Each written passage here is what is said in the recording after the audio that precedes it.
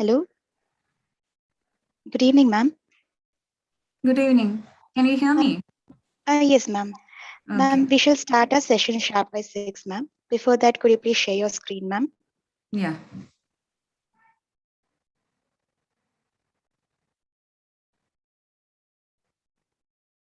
Is it visible? Yes, it's visible, ma'am. Okay. Thank you, ma'am.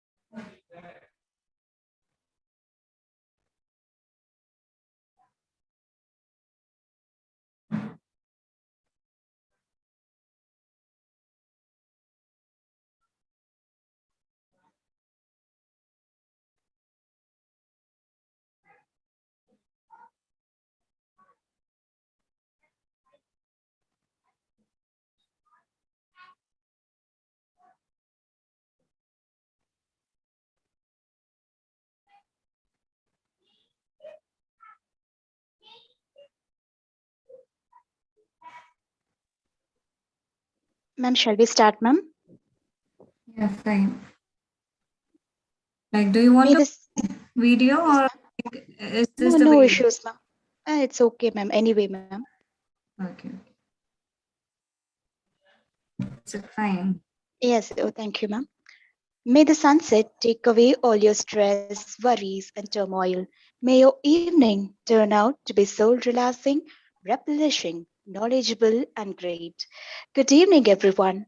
Welcome to SAMSIDDHI International Web Conference 2021, organized by Ayurveda College, Coimbatore, in association with DIKSHA E-Learning.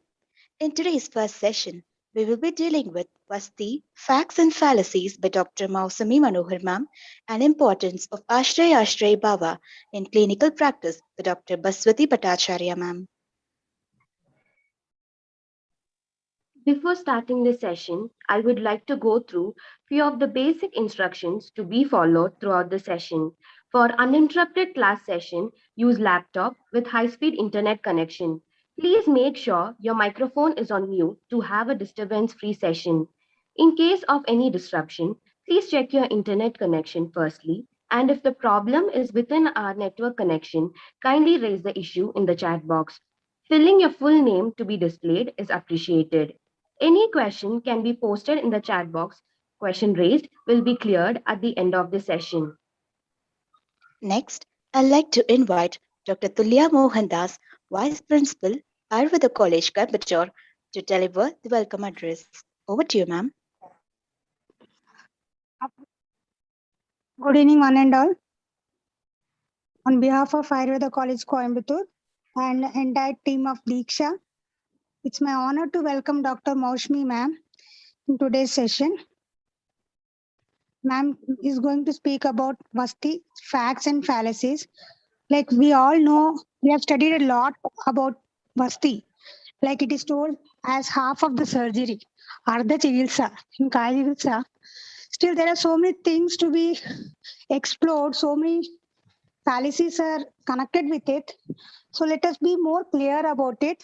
So hope everyone will be enlightened by ma'am's session. I welcome you, ma'am, once again.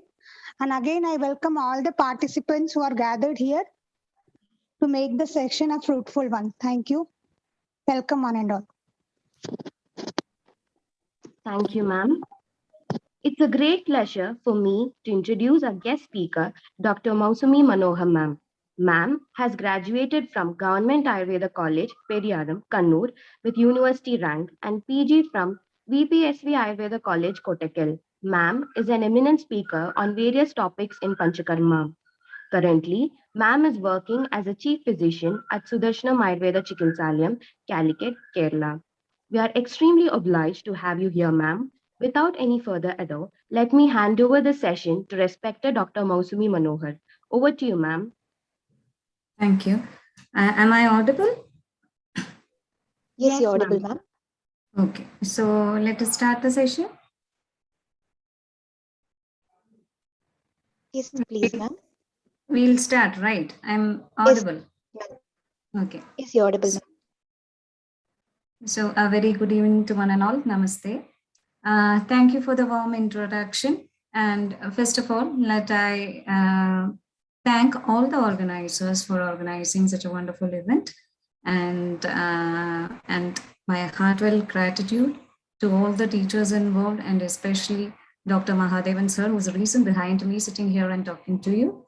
And of course, as I always tell, I'm a teacher-made student. So with heartfelt gratitude to all teachers who taught me the science, let us start the session.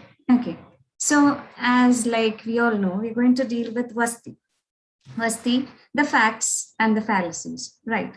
So first of all, I invite your attention to very simple cases, some of the few simple cases. Just we'll go through the cases. Okay.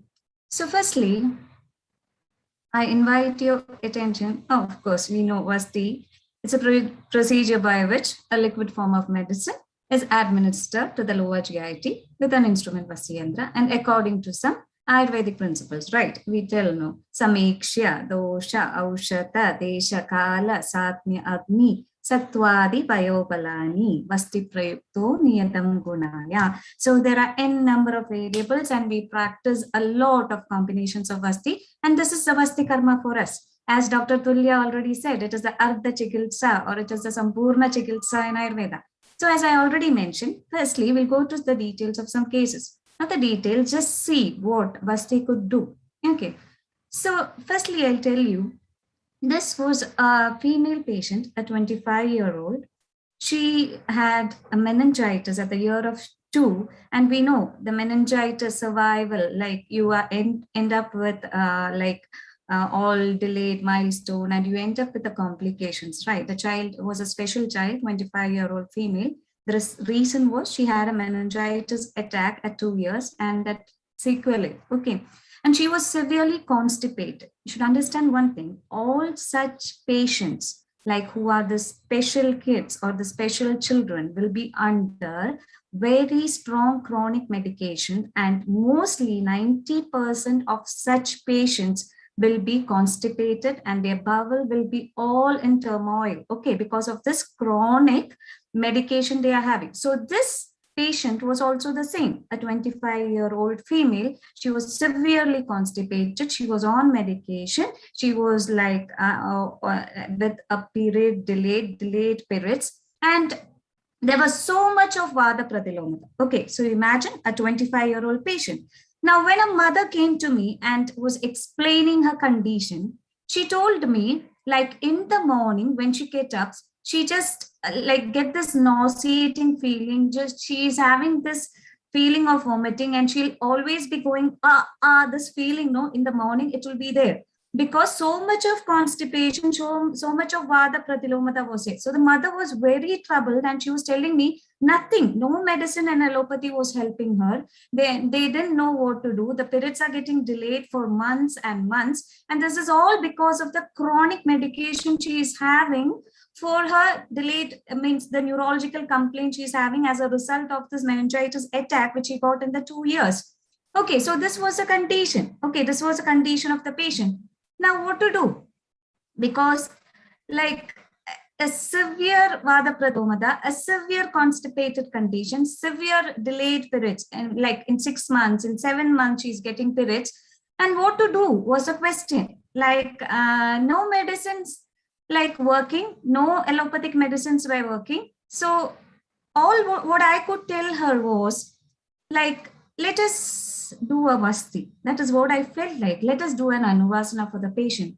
I taught that mother to do an Anuvasana. We started off with 30 ml to the patient. I told her to do daily a 30 ml. That was continued for 3 days. And then we slowly raised the amount. We did a 35 ml. Then we went on to a 40 ml. Then we went on to a 50 ml. And then we maintained at 50 ml for some days. Okay. Now what I'll tell you is that after 2 weeks, what she came up and told me is that now she's passing motion. She's having all that nauseating, that vomiting feeling, or that urdhavata is reduced. And also she started getting her periods. And no pain was there during her periods. Okay, so what I want to tell you is that we have to think Vasti line when you get a patient. You have to bear it in mind that there is something other than this internal medicine you can do in such conditions, in such emergency conditions, or in such conditions wherein the medicine fails, or in conditions wherein like you are left with no much answers what to do to such patients. So this worked. And similarly, I had another patient, a 32-year-old male. He was like congenitally, like after birth, he had immediately after birth, they told me the boy started getting seizures. And when the patient came, he was a 32-year-old male. And then the condition was really pathetic. Like the mother told me, like the boy was getting seizures at least 10 to 12 times daily. So she was telling me, like, if you wash the face and wipe the face with a towel, even that irritation was getting him seizures. Okay. And the seizures were like a very short-lived. Okay, that he get the seizures, then the minute he comes back, but then he's getting the seizures again, then he's coming back. So all what I could get from that was, it was almost to a vatika. It was chronic, it was vatika, and then the rest was the same condition. Like he's on chronic medication, like a boy is on medication throughout his life for this all condition which is prevailing in him, and then he is severely constipated. Okay, so what I felt, the same thing we can work out here, right? I gave Anuvasana. I told the mother, I taught her to give Anuvasana. You should understand such mothers of such children. We call them special kids, right? Such mothers of those children will do anything, like that little result when they get to know, they'll be so happy. So I taught her to do Anuvasana, and then the same way we started off with 20 ml, then 30 ml, then 40 ml. And I tell you, like this boy was like on walkers, like they used to tie him up on walkers and hold him. And then like he was highly constipated. And what the mother told that after 1 month, that constipation was relieved. And then he's starting to gain strength in his like Adonabi. He's feeling that strength. She's telling that in the low back region, she's feeling a little strength. He's standing up a little better. Okay. So what I want to tell you is that if we Ayurvedic people only work in such areas, if one person decide, I'm going to work in only this area with Vasti, that itself is so much we are doing for humanity. Okay, so that sandosham, that face of those mothers, you know, like that gives you so much. Then as Tulya told, then it becomes Sampurna Chikitsa itself. Okay, so these are just little bit details. Now, if you go to another condition, I tell you, it was a Vata Rakta patient. Okay, So it was an RA positive patient, and it was almost a Vada Pitta Prakriti patient, towards a Pitta Prakriti she was, and the condition was also, the joints were all swollen. They were like, it was like the reddish color, discoloration was there, the knee joint was all swollen, and a little bit of feverishness was also there. She was not responding to medicine. 5-year chronicity, that swelling of the knee and the ankle joint was very much there, and unable to walk. She was not able to flex her knee. Okay, so this was a condition, and like she was on Ayurvedic medicines when she came for the consultation. Nothing was working much, and it was that Vata Rakta condition, we know, which is difficult to handle, like that it comes and goes and it comes and goes, and like that little feverishness was also there. So, so this was a condition when the patient came, and then we decided to do a Vasti. So what came to my mind was, it is Vadarakta, a Raktadika Vadarakta condition, or Pitta Raktadika condition. The discoloration was there, the swelling was there, a little bit of feverishness is there, but the disease is chronic. It's a 5-year chronic disease. So we decided to do the Vasti. We went for a Guluchadi Vasti. Okay. The mixing was simple. We took a Guluchadi Kashaya, Kalka, Shatapushpa was added as Kalka, Shatavadi Taila, Makshika, Lavana was added, and we did the Vasti. I did 2 Vastis in the single sitting, the details of which we'll discuss later. All what I wanted to tell is that when the patient came in the clinic, I run a clinic. I'm not having an IP setup. I run only a small clinic. So when the patient came to the clinic, she was held by her husband and she couldn't walk properly, and she came and sat. When she came and sat, because she couldn't flex her knee, I always tell this case, because she couldn't flex her knee. Now just try sitting without flexing your knee. You just sit without flexing your knee. Your feet won't touch the ground. You won't be able to touch your feet. You just try without flexing your knee. Your leg will stand in air. Okay. So she was sitting like that because she couldn't flex the knee. So I gave her a support for her feet. Okay, the ladder which we use, or the step we use to climb on the pathi, that I gave her to support her feet. Okay, after the Vasti, I did 2 Vastis in a single sitting. The details we'll discuss. After the Vasti, she was able to sit properly. I asked her, like, see, if now we are sitting, just immediately after the Vasti, on the same day, she could flex her knee and she could sit properly. Okay, so after that Vasti, medicine started working. She was feeling better, the swelling reduced, and we could continue with the treatment. Okay, so from this case also, I want to tell you that think the Vasti line. Okay, think the Vasti line. Bear it in mind. You are having something to do in this. Okay, so now I'll go to one more case and then we'll start the session. Now, this is a low back ache case. To the details, we'll be going later in the session. It was a 55-year-old male patient. It was a very interesting case. Okay, it was an 11-year-old chronic low back pain case. Okay, wherein the SLR was highly positive. He was having numbness, pain in his low back region. It is an 11-year-old chronic condition, and the Nitana was very strong. Okay, the patient used to, like, he was an NRI, and he used to carry water. He used to fetch water to the camels in the desert. That was his job. Okay, so carrying water, 2 buckets of water in the hand, and he used to go to the like camel, fetch water, and then come back daily. This was his job. So that uneven pratala, walking, and the desert and the condition, everything has contributed to his disease. Now we decided to do the Vasti. It was a simple Madhu Tailika Vasti. The details of the case will be dealing later. And then we did Vasti the first time in the same sitting, the same day, in the same sitting. We did the next Vasti, same combination, same quantity. And we did the third Vasti in the same sitting, in the same day. Okay, on the same day. These are the timings. First one was done at 9:30, next at 10:20 a.m. and the next was at 11:15 a.m.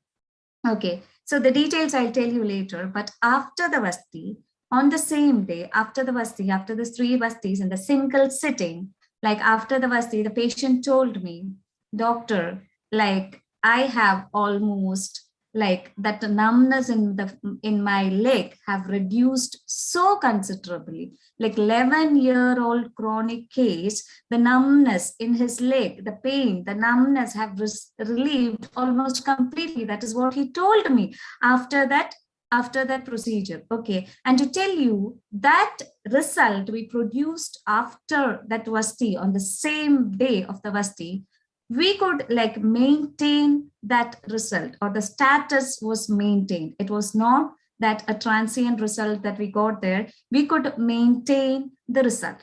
Okay, these are some cases which I invite your attention to.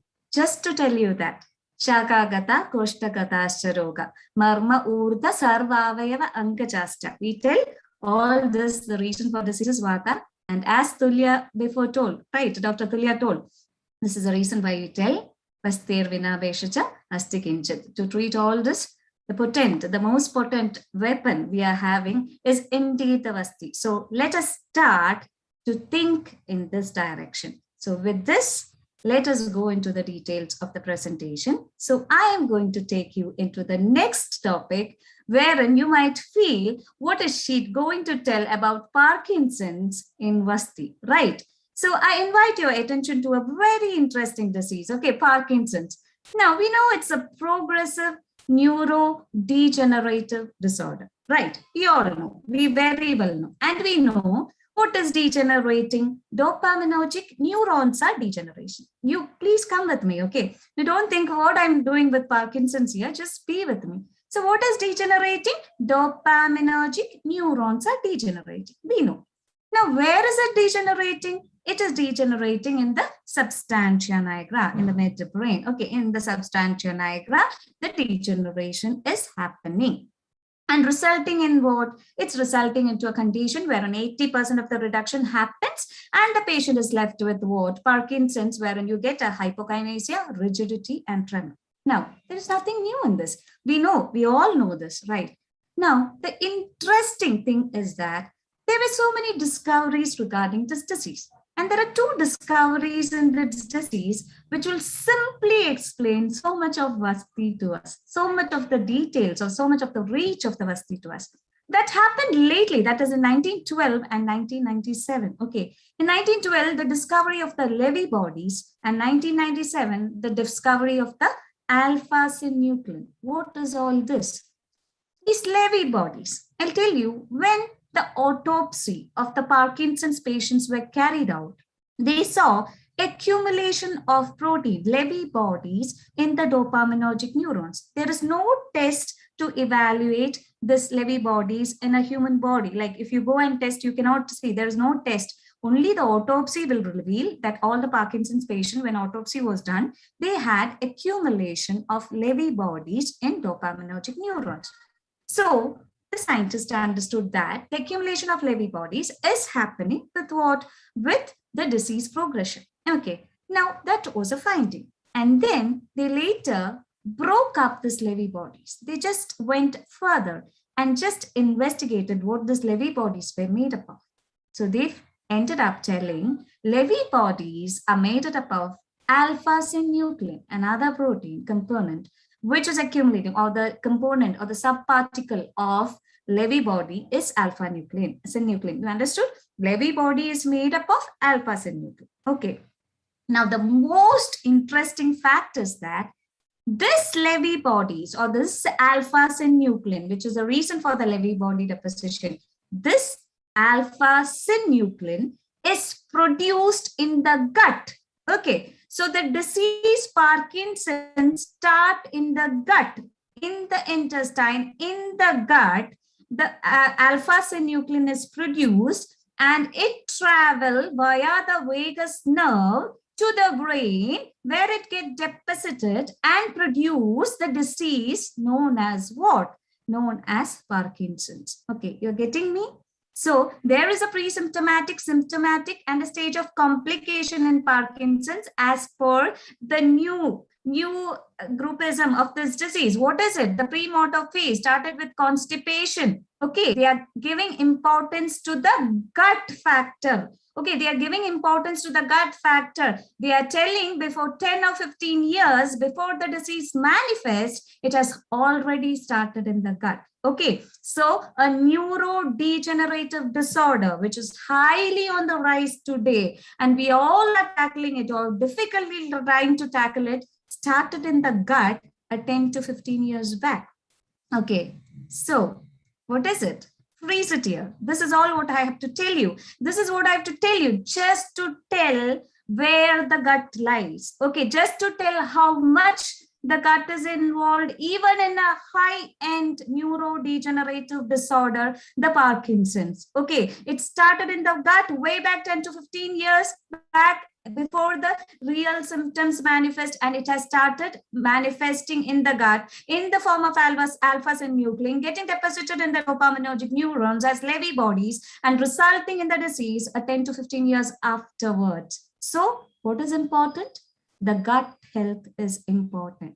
Okay, so we saw the gut health is important. In 1912 and later further, the modern medicine or our counterparts decided or struggled to realize that gut is important. And what are we here handling? We are handling a science 5,000 years back, telling that in the marma, in the koshta, wherever you have a disease, first you have to consider the gut, and it is a reason, and that is why the Panchakarma procedures too are absolutely dedicated to Vasti, wherein you are reaching up to the gut.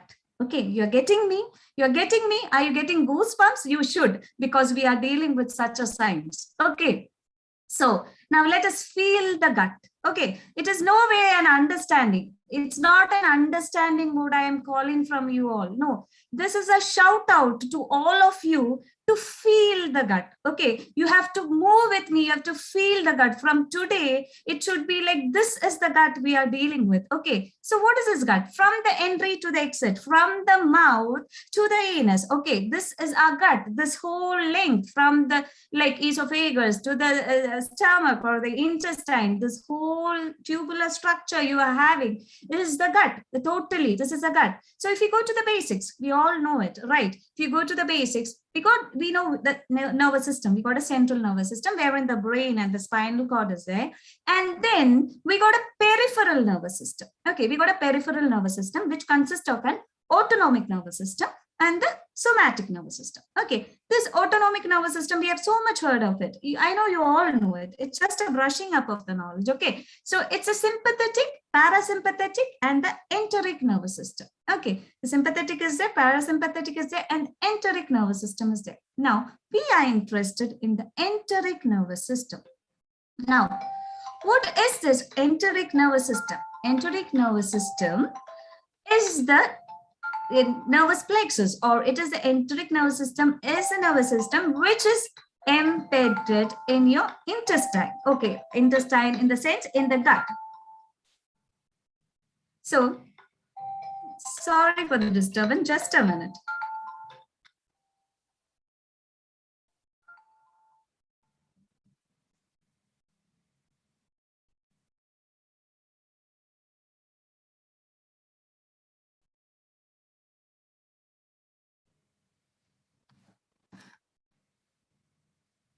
Sorry for the delay, interruption. I'm extremely sorry. Anyway, we are talking about the enteric nervous system. The enteric nervous system is the nervous system which is dealing with the gut. Okay.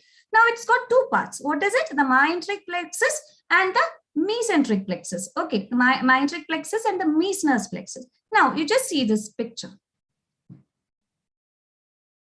Okay.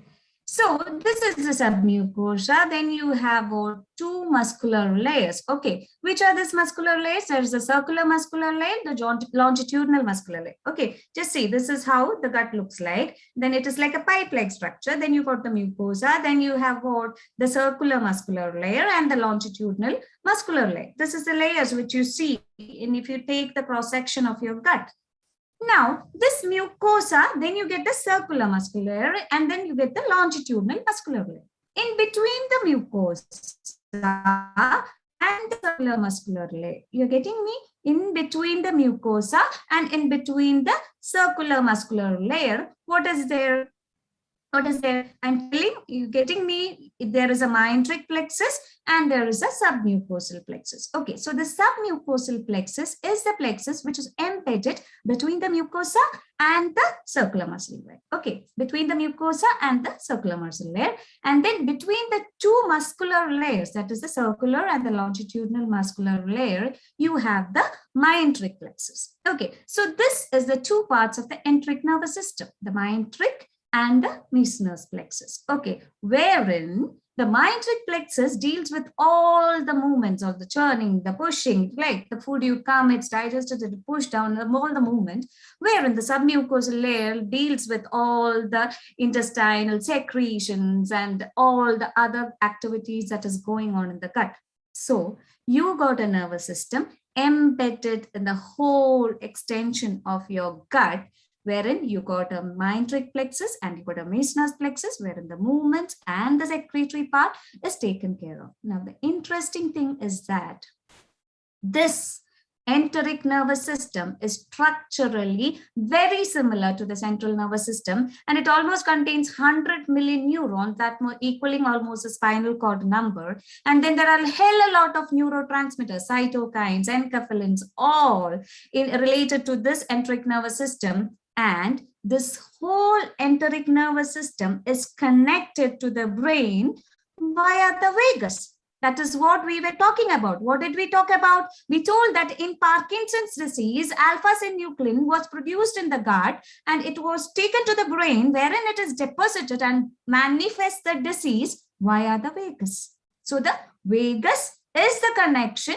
between the gut and the brain. You got a very strong connection via the vagus from the enteric nervous system, fully extending the gut to the brain. Okay, so if you can stimulate this enteric nervous system, if you can regulate this enteric nervous system, if you can play with this enteric nervous system with lot many combinations, you imagine what are we having at our hand? We are having a weapon enough to fight any disease, right? That is what we are having in the form of Asti. Okay, now to the next even more interesting factor. Now we are an abode, or we are giving shelter to trillions of microorganisms. At this moment, if you take out your gut, you can see there'll be trillions of microorganisms in your gut. You believe me, right? We all know this. We got microorganisms, the microbiota of our intestine or microbiota of our gut.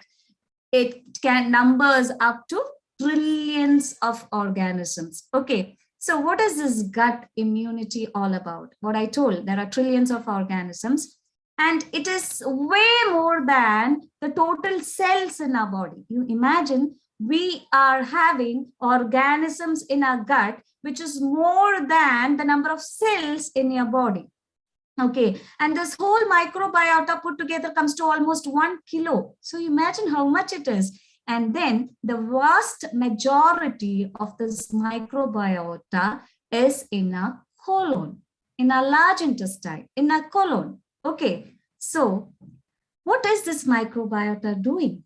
It is the single reason why we are surviving today. Okay, just take it from me. We are living at their mercy. We are living at the mercy of the microorganism or the microbiota in your gut, because every single action, every single process to digest, the vast diversity of microbiome in your gut will tell you how much immune you are, how healthy you are. Okay.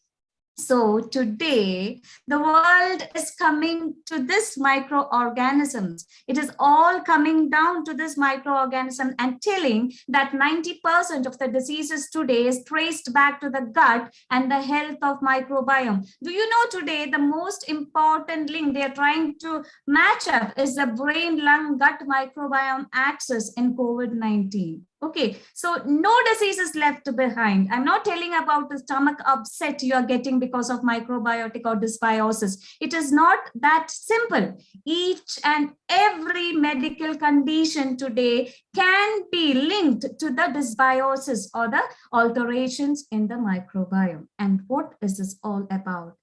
You get microbiomes in your gut, which some eat veggies, some eat meat. It differs in all of us. The gut microbiome, which I am not having, is not the one you are having. It differs according to conditions. It differs. You can make it or you can build it. You can kill them or you can build them.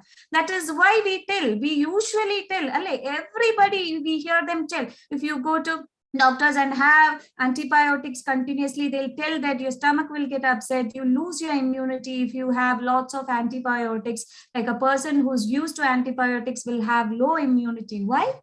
Because these antibiotics will kill all microbiota. It doesn't know to target which one. It will go inside your body and simply kill or destroy the complete microbiota. Okay, and it will leave you as an immunity compromised person. You're getting me? So your intestine, your gut is an abode for trillions of microorganisms which are playing the most important role in your survival, in your immunity, in your health. And this gut microbiota can be taught, it can be taught to behave in a way, it can be killed, it can be made, it can be nurtured by alterations in your diet, in your stress, in your lifestyle. It can be altered. And the world is today trying desperately to alter this microbiota to a form wherein you can change it to support your immune system. And we here stand with a 500-year-old system wherein you can directly go to the gut and alter this microbiome with a procedure which is highlighted as a complete treatment procedure in Ayurveda. You're getting the link? Are you getting the link? We can alter the vagus nerve innervation that goes into your brain via the myenteric and the Masumi plexus, which is connected via vagus to the brain. Okay, that is the neurological alteration you can make. That is the, like all the misfiring, the missignalings which happen due to this vagus brain connection and all the nervous innervations in the gut, we can completely alter, or we can try to alter. We have innumerable combinations to alter this. And then if you go to the other spectrum, wherein you get all this microbiota, all the inflammations, all the rheumatoid arthritis condition, all the inflammatory pathologies, which has a definite link with this dysbiosis happening in the gut, we got medicine, we got a procedure wherein you can directly go and alter all this. Okay, so this is our playground. Here are we sitting and talking about like a procedure where you are directly entering this playground, where in the gut, wherein you got so many nervous innervations, so many neurons, trillions of gut microbiomes to alter. So just imagine, what are you playing with? It is not mixing up something and doing something. You are targeting all this. You are trying to alter all this, wherein no medical system or no other system can even imagine doing this. So this is why Acharya mentioned Tasmat Chikilsartham iti pradishta. Krishna Chikilsa Rapicha Vasteke. That is the reason why they explained it like that. Okay, so this is the Prakwashya and we are dealing with this Vasti. So if it is so, now we are going to the details of the class or what we have to do with Vasti. If this is so, everything matters. If this is the situation we are in, or if this is the alteration we have to make, or if this is the intervention in our hand, if this is this serious an innovation, or like if this serious an intervention in your hand, then everything matters, right? Each and every detail of the Vasti matters. Where it reaches matters. How should we reach matters? What are the medicines? It matters. And when you should stop matters. Then only will you reach the therapeutic target and will you get this therapeutic goal. What are you looking for? You're getting me? So we dealt with all this nervous innervation, the vagus. We saw how in Parkinson's, just an example which I cited you to tell how it is all linked. And then we saw the gut microbiota, wherein trillions of organisms are there, and alterations is the reason what the world is citing towards all diseases today. Okay, so let us think how we are going to wage a war against all these diseases with Vasti. Okay, the reach matters. Okay, how much amount you take Vasti, and the instrument with which you are doing Vasti, everything matters. Each and single component of this procedure matters. Then only will you get the result which is explained in our classics. Or if you consider all these variables, or if you consider all this minute details, then only can we tell we are doing this procedure, or we are giving due respect to this Panchakarma procedure. Okay, so the amount of the Dravya matters. Like we know, Vakshikam Lavanam Sneham Kalkam Kuatamiti Kramat. Yes, that is the combination we use for Vasti. And innumerable combinations, we know, Nana Vida Dharve Samyoka Vasteva, Dosha Samshodana Samshamana Sangranani Karod. We know.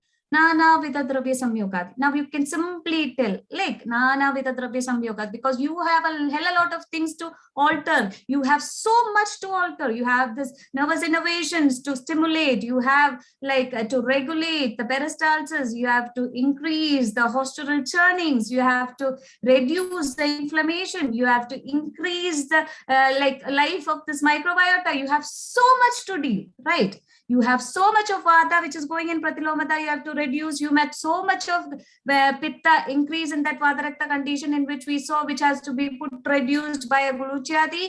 You saw a low backache where then so much of vata kapha was there. We did with the matutailika where Neranda Mulaka Shaya was used. So much of vata kapahara was done. So either way, if you go and find reasons, there is so much Masti is doing. Now, this combination, as we all tell, it is the emulsion that we're creating by all this. Now, the amount matters. That is what I have to put forward towards you today. The bulk to produce the desired stimulus. If we told all this, or if we know all this, one thing is for sure. What are we trying to do? We are giving a stimulus to the gut. So the amount matters. How much amount are you giving to the gut matters. Okay. So the acharyas, we know a lot many references which tells the amount of vasti, right? Therein you get this dwadasha prasruta vasti, wherein if you calculate, it comes to dwadasha prasruta, 12 prasruta, okay, or 24 pala. And if you calculate it down, it comes to 1,200 ml of vasti. Okay.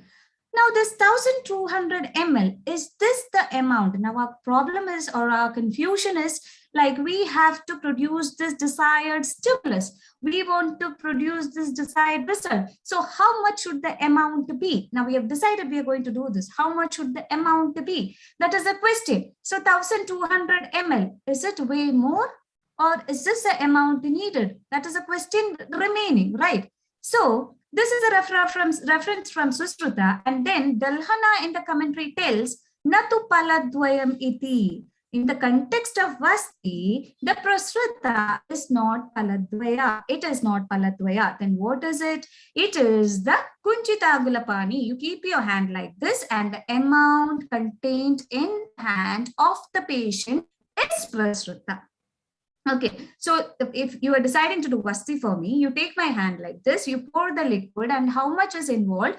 Occupying that prasruta, or that is the prasruta. Okay, it is not 2 pala. Okay, so how much will it come? Every patient come, are you going to measure it like this? Is it practical? No, no way it is practical. So Shargadara came with a rescue. Okay, what did he tell? Pramanam to prastham padavataram smrutam. Okay, madhyamam prastham uddishtam heenam to kuduvatre. What is it? 20 pala is the pravara for the pravara bala patient, 16 pala for the madhyama bala, and 12 pala for the avara bala. Okay, so if you put it down, it becomes, for a pravara bala patient, it is 1000 ml. Madhyama bala patient, it is 800 ml. Now, what is this amount? So if you decide to do a Vasti, today when you get the patients, Shargadara wrote it down in 13th century. Okay, So today when we get the patient, we can group the patient into somewhere between this Madhyama and Pravarapala. Okay, so what can be the amount? Something between 800 and 1000, preferably something in this 900s. Okay, 800 and something between 800 and 1000 will be the amount. Now, this amount, it has studied or it has been clinically proven that it is the amount required to stimulate the postural churning. The churning or the adequate postural churning is got because of this amount, and also it regulates the mass peristalsis. That is, an amount bigger than that induces mass peristalsis, and that the minute the vasti is given, it comes out. Okay, if the mass peristalsis is there, body puts it out. Okay, so the amount huge or in a huge amount. So this is the most ideal amount. It has been clinically proven that something between 800 or 900,000, between 800 and 1000 ml, it produces adequate postural churning, and it also regulates the mass peristalsis. Okay, so we know what is happening. Like we know, we have decided the amount to be something between 800 and 1000. Now, what is the kashaya? It can be any. So I'm putting each things for us to think upon. Okay, so any kashaya which is Shloka specific, dosha specific, can be done as vasti. You print in your mind today, any kashaya you give internally can be administered as vasti. Okay, so in that Vatarakta patient, for the first when we discussed, it was a Guluchati vasti. Nothing was my logic other than it is Guluchi, it is like that Slesh Mahara, it is Ruksha, it is Deepana, it is Jwarahara, it is Vatarakta. So I took a Guluchati kashaya. Okay, I took a Guluchadi Kashaya in that Pittadika, Raktadika, Vadarakta condition and combined and made a vasti and did it. Okay, and it gave me this result. Okay, so, and then now coming to the combination. Okay, now coming to the combination. Is this like a hard and fast rule that you add 240 ml of Thaila, 240 ml of Makshika and like that? No, it's never told like that. You never ever practice it like that again hereafter, because we are doing this vasti, which we were trying to explain in terms of all possible contemporary knowledge we are having. All the knowledge we have, we put in together, and then we are trying to explain it in terms of Ayurvedic terms, and we are trying to connect it all with all the possible references we get regarding the gut, regarding the innovation, regarding the gut microbiome. Then we have to play it with intelligent alterations. Okay, that is why Acharya mentioned, if you're having more kaba condition, if you know the gut is more kaba pradhana, when it is more krura, koshta, that is why Acharya told Samikshya dosha aushata desha kala sapnya agni sattvadi vayobalani. You consider all this and decide how much of kapha is there. Then you decide Makshika should be more. Okay, then if you tell there is Vata more, then you go for Thaila more. It is up to you. On the day of the vasti, see the patient and then we'll decide if there is Kapha more. If the condition demands more Kapha Harana, then you go for more Makshika. No, if it is more Vatika, go for more Thaila. So there is no rule from hereafter 240 ml of Thaila, 240 ml of Grita or 240 ml of Makshika. Okay, so we'll decide on the day. It is just like when you give a Dashamula Karatraya Kashaya, when you have more kapha, you will tell the patient that you add some honey and have it. Or the Anupana or the Avapa mentioned for that Kashaya is honey, right? Why? Because there is more kapha, honey is kapha chetana, so you add honey. So if an internal kashaya, you are thinking so much, when you are giving a vasti, when you see more kapha in that condition, how on earth can you add the equal amount of Thaila and equal amount of Makshika? Then and there it should be changed to more amount of Makshika and a lesser amount of Thaila. You're getting me? You're getting me? This is the way you should look on vasti hereafter. Okay. So now coming to the technique matters. Now we decided on the dose. Something between 800 and 1000 is the dose. We told that it regulates mass peristalsis, it produces postural churning, and we are getting that adequate result, or that we have decided it's something between 800 and 1000. Now the technique matters. Now, the next thing is the technique. How are we doing it? This is a modified conventional instrument. You use a plastic vastinetra and always a polythene bag. This is how we are doing. Or we decide to do with an enema cans. This is how Vasti is being done. Right. Now, both comparisons have been studied, like studies, clinical trials have been carried out with barium meal enemas. Barium meal was mixed with Vasti Dravya, and studies were carried out to see up to where the Vasti Dravya reaches. Okay, it was carried out by a very eminent scholar, Yashwant Juneja, in like Jamnagar was a study done. And then what he ended up telling is that the both in the enema can, if you do Vasti in an enema can and in a Vasti by a Vasti Netra and Vasti Pudaka, it reaches up to the ileocecal junction. Okay, both the Dravya reaches up to the ileocecal junction. Then we can directly ask them, what's the difference? We can do, why are you taking all this strain? Just put it in an enema can and hang it there. If it reaches to the ileocecal junction, what is the difference? Is it so? No. Everything matters, as we already told. So how it reaches matters.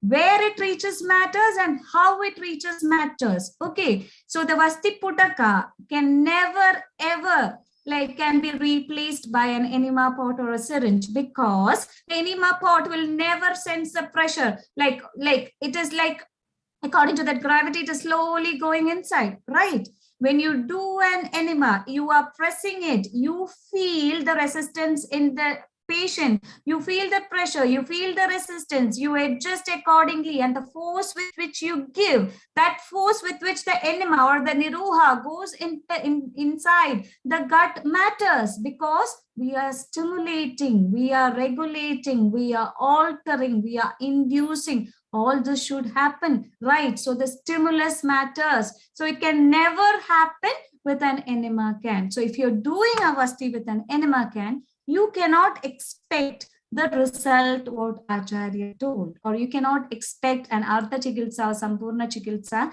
with an Vasti done by an enema pot or syringe. Okay, so that is what I want to highlight here. It is not where it reaches, it is how it reaches also equally matters. Okay. Now, coming to the Vasti Netra and Vasti Putaka, this all I'm putting forward because we should think in all these possible ways. How and all can we modify, or how and all can we change this procedure so that we are going to get maximum result out of this? Okay, Vasti Netra, what are we using? We are using this Vasti Netra. What is Acharya mentioned Vasti Netra? It is a Gopuchagaram Achitram. Like it is told Gopuchagaram. What is Gopuchagara? You know, okay, the tail of a cow. It looks something like this, right? You know, the tail of the cow, Gopuchagara.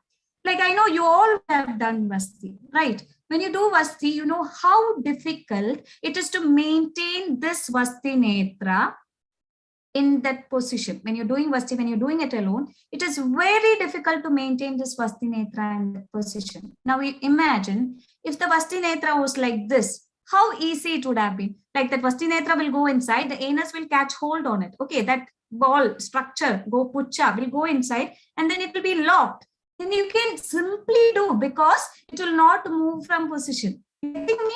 How intelligent that construction was, but very unfortunately, we don't have such Vasti Netras. So like from today onward, these are the direction wherein we have to work. Like to create, or like to go with the science and do the procedure so that we'll get better results. How easy it will be if you get Vasti Netras like this, which will be inserted and it will stay there, right? That anus will catch hold on it and it will stay there so that you can simply do. Otherwise, like how difficult it is to keep in position, we all know, like how difficult it is to do the Vasti. And coming to Vasti Pudaka, this is the Vasti Pudaka we are using. We are using polythene covers. Okay, this is a perfect example for Vasti Pudaka dosha. Okay, Vasti Pudaka dosha, the perfect example is this polythene cover. Okay, Bahalata, Prastirnada, Vishamata, Stulata, all you can see in this condition. Okay, all these edges, all this, how difficult that edges. Okay, that edges, when you press, that edges doesn't come together. It is all a rectangular cover, right? Wherein rectangle is mentioned in Vasti, this thing. So we'll ask whether we can use a football bladder. No, Nadi Vartulam is not also, it is also not mentioned. Then what do we need?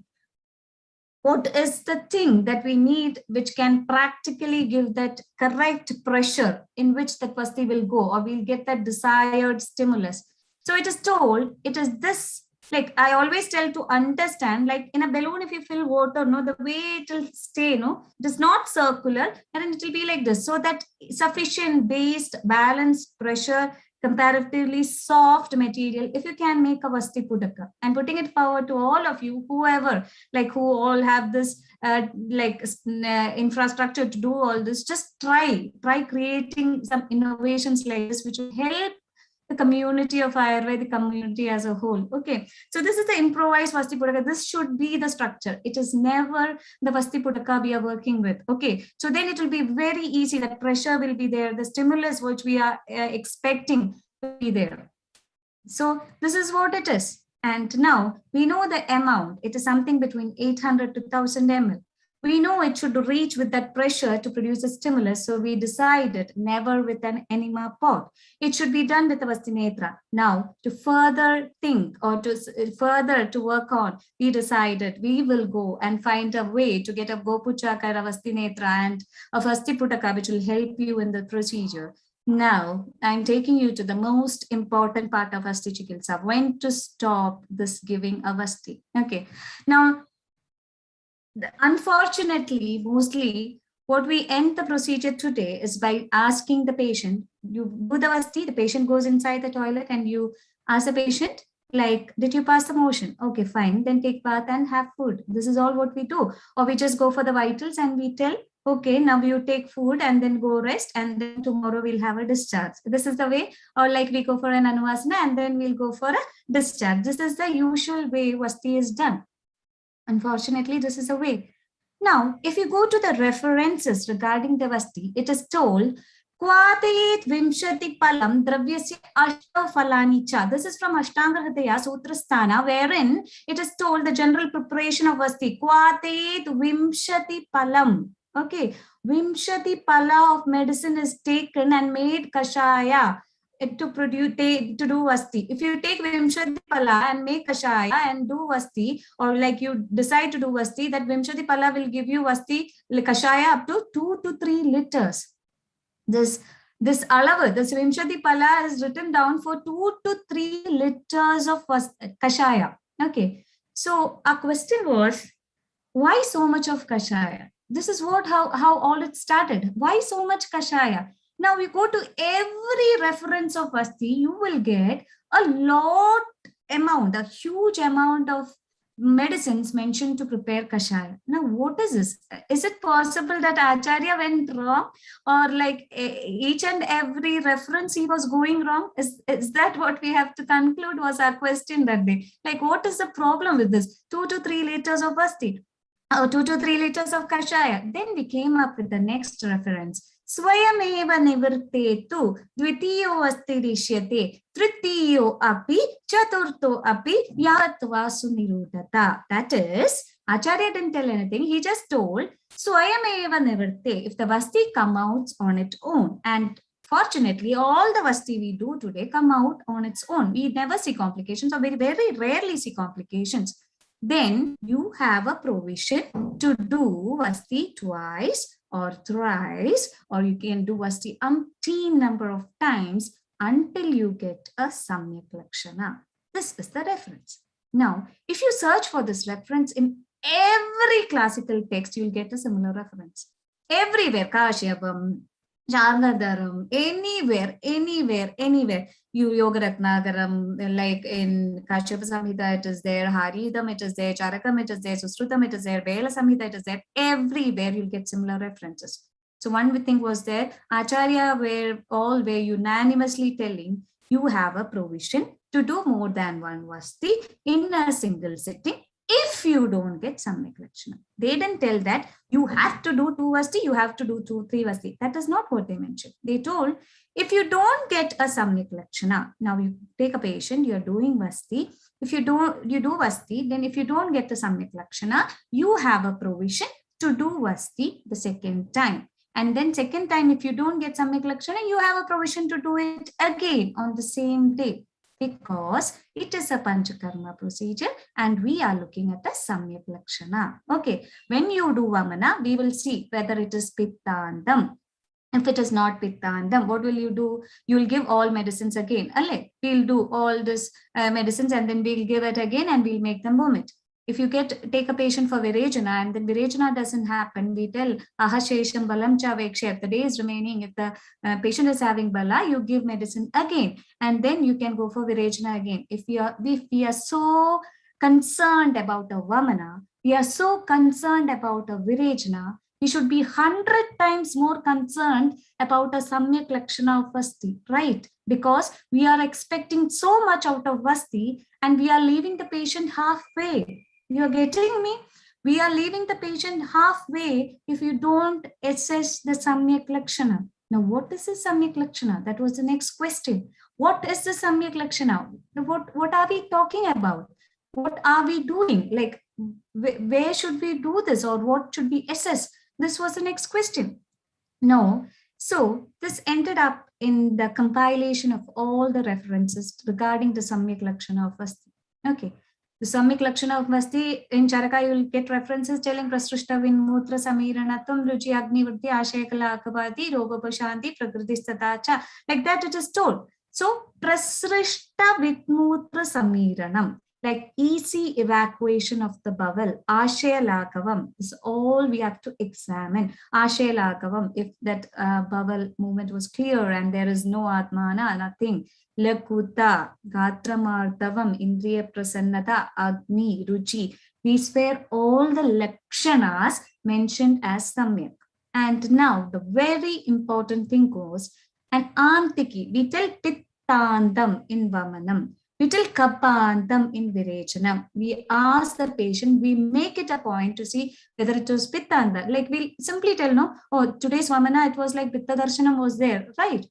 Did we ever examine a patient for Vasti with a Samyak Lakshana?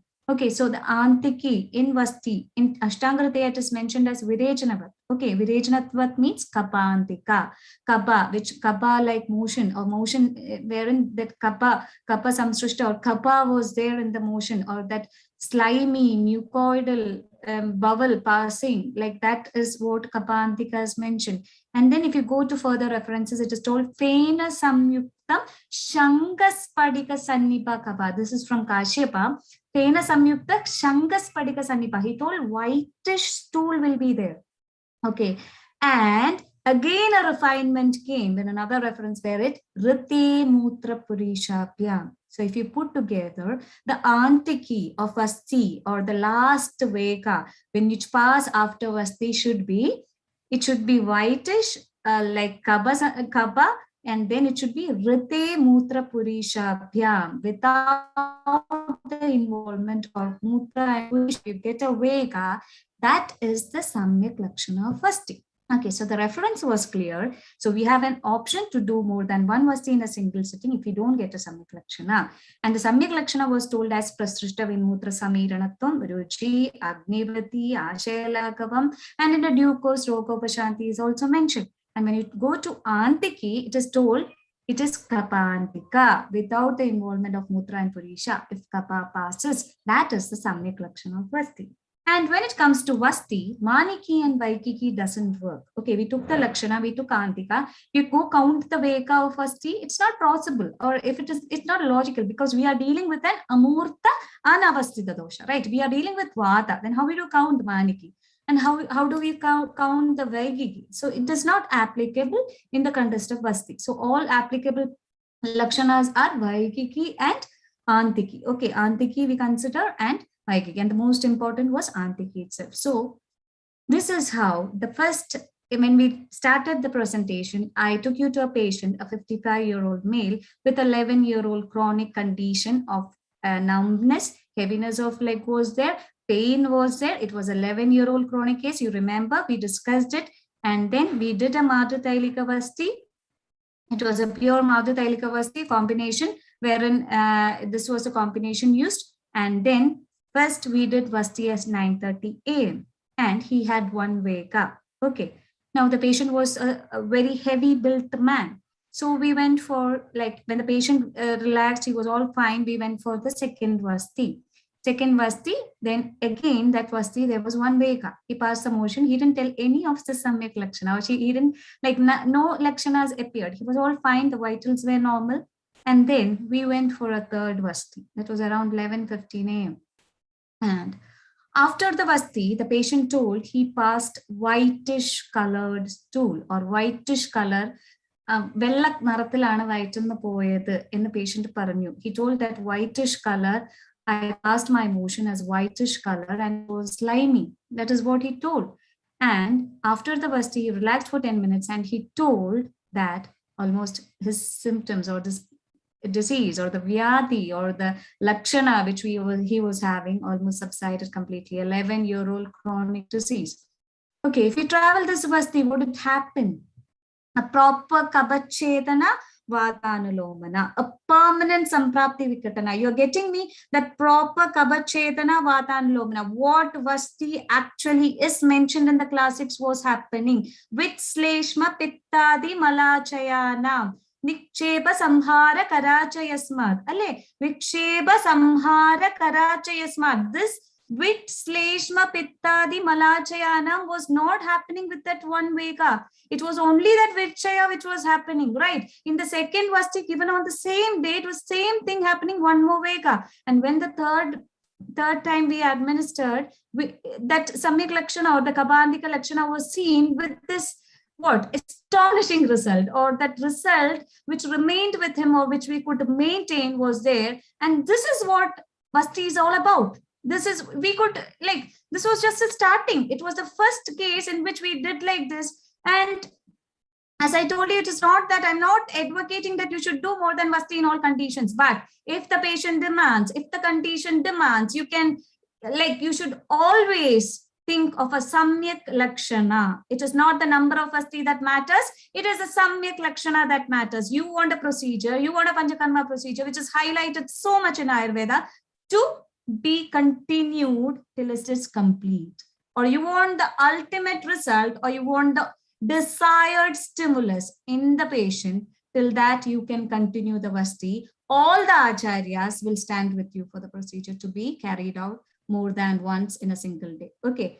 Swayam Nivarti and Samyak Nirudata is the only thing you have to consider. Swayameva Nivartetu, Dvitiyo Vasti Rishyate, Tritiyo api Chadurto api, Yavatva Sunirudata. You can do it more than once. So I had the luck, or I was very fortunate to work on this as my thesis, and it is named as validation of Samyak Niroha Lakshana with respect to Madhutailika Vasti in Kadigraha. We carried out, it was an observational study in 60 patients. We have made a performer. We are having a performer today with us, which is validated, with which you can assess the Samyak Lakshana in the patient. Okay, so this is what Vasti is all about.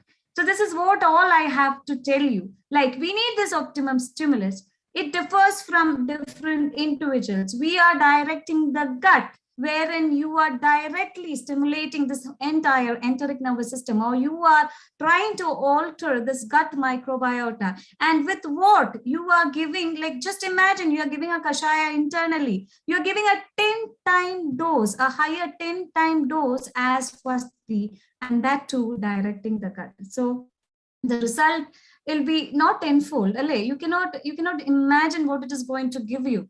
And but all said and done, the soul of this procedure is not the Samyak Lakshana. It is not the Vasti Pudaka. It is not the Vasti Netra. It is not the Vasti Dravya.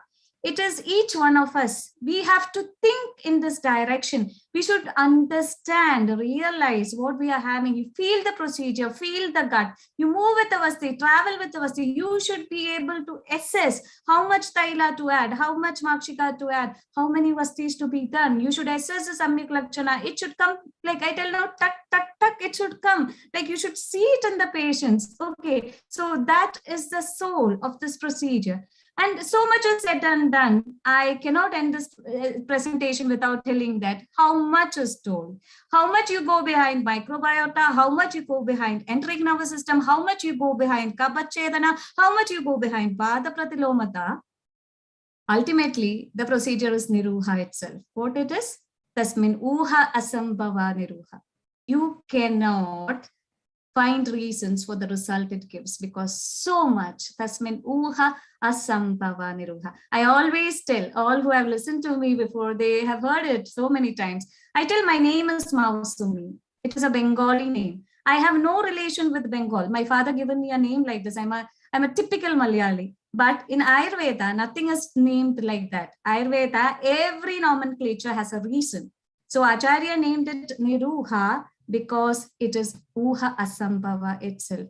The result Vasti gives will easily help you to navigate through any medical conditions, again, which are there to emerge or which are presently in front of you in form of maybe a Parkinson's or Vadarakta or any low back pain condition, just go for combinations, make your own combination, try out all the combination mentioned in the text and do it confidently. Okay. Tasmat Chigilsa Arthamide Pradeshta, Krishna Chigilsa Rabicha Vastireke. Thank you.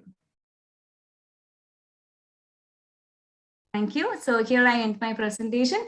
Thank you for the patient listening and thank you one and all for organizers for this great opportunity. And I thank each and everyone for listening. Let us work for the science together. Thank you. Thank you one and all.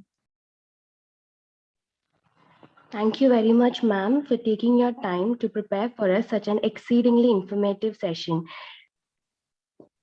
We shall now go ahead to the question and answer session. Shall we begin, ma'am?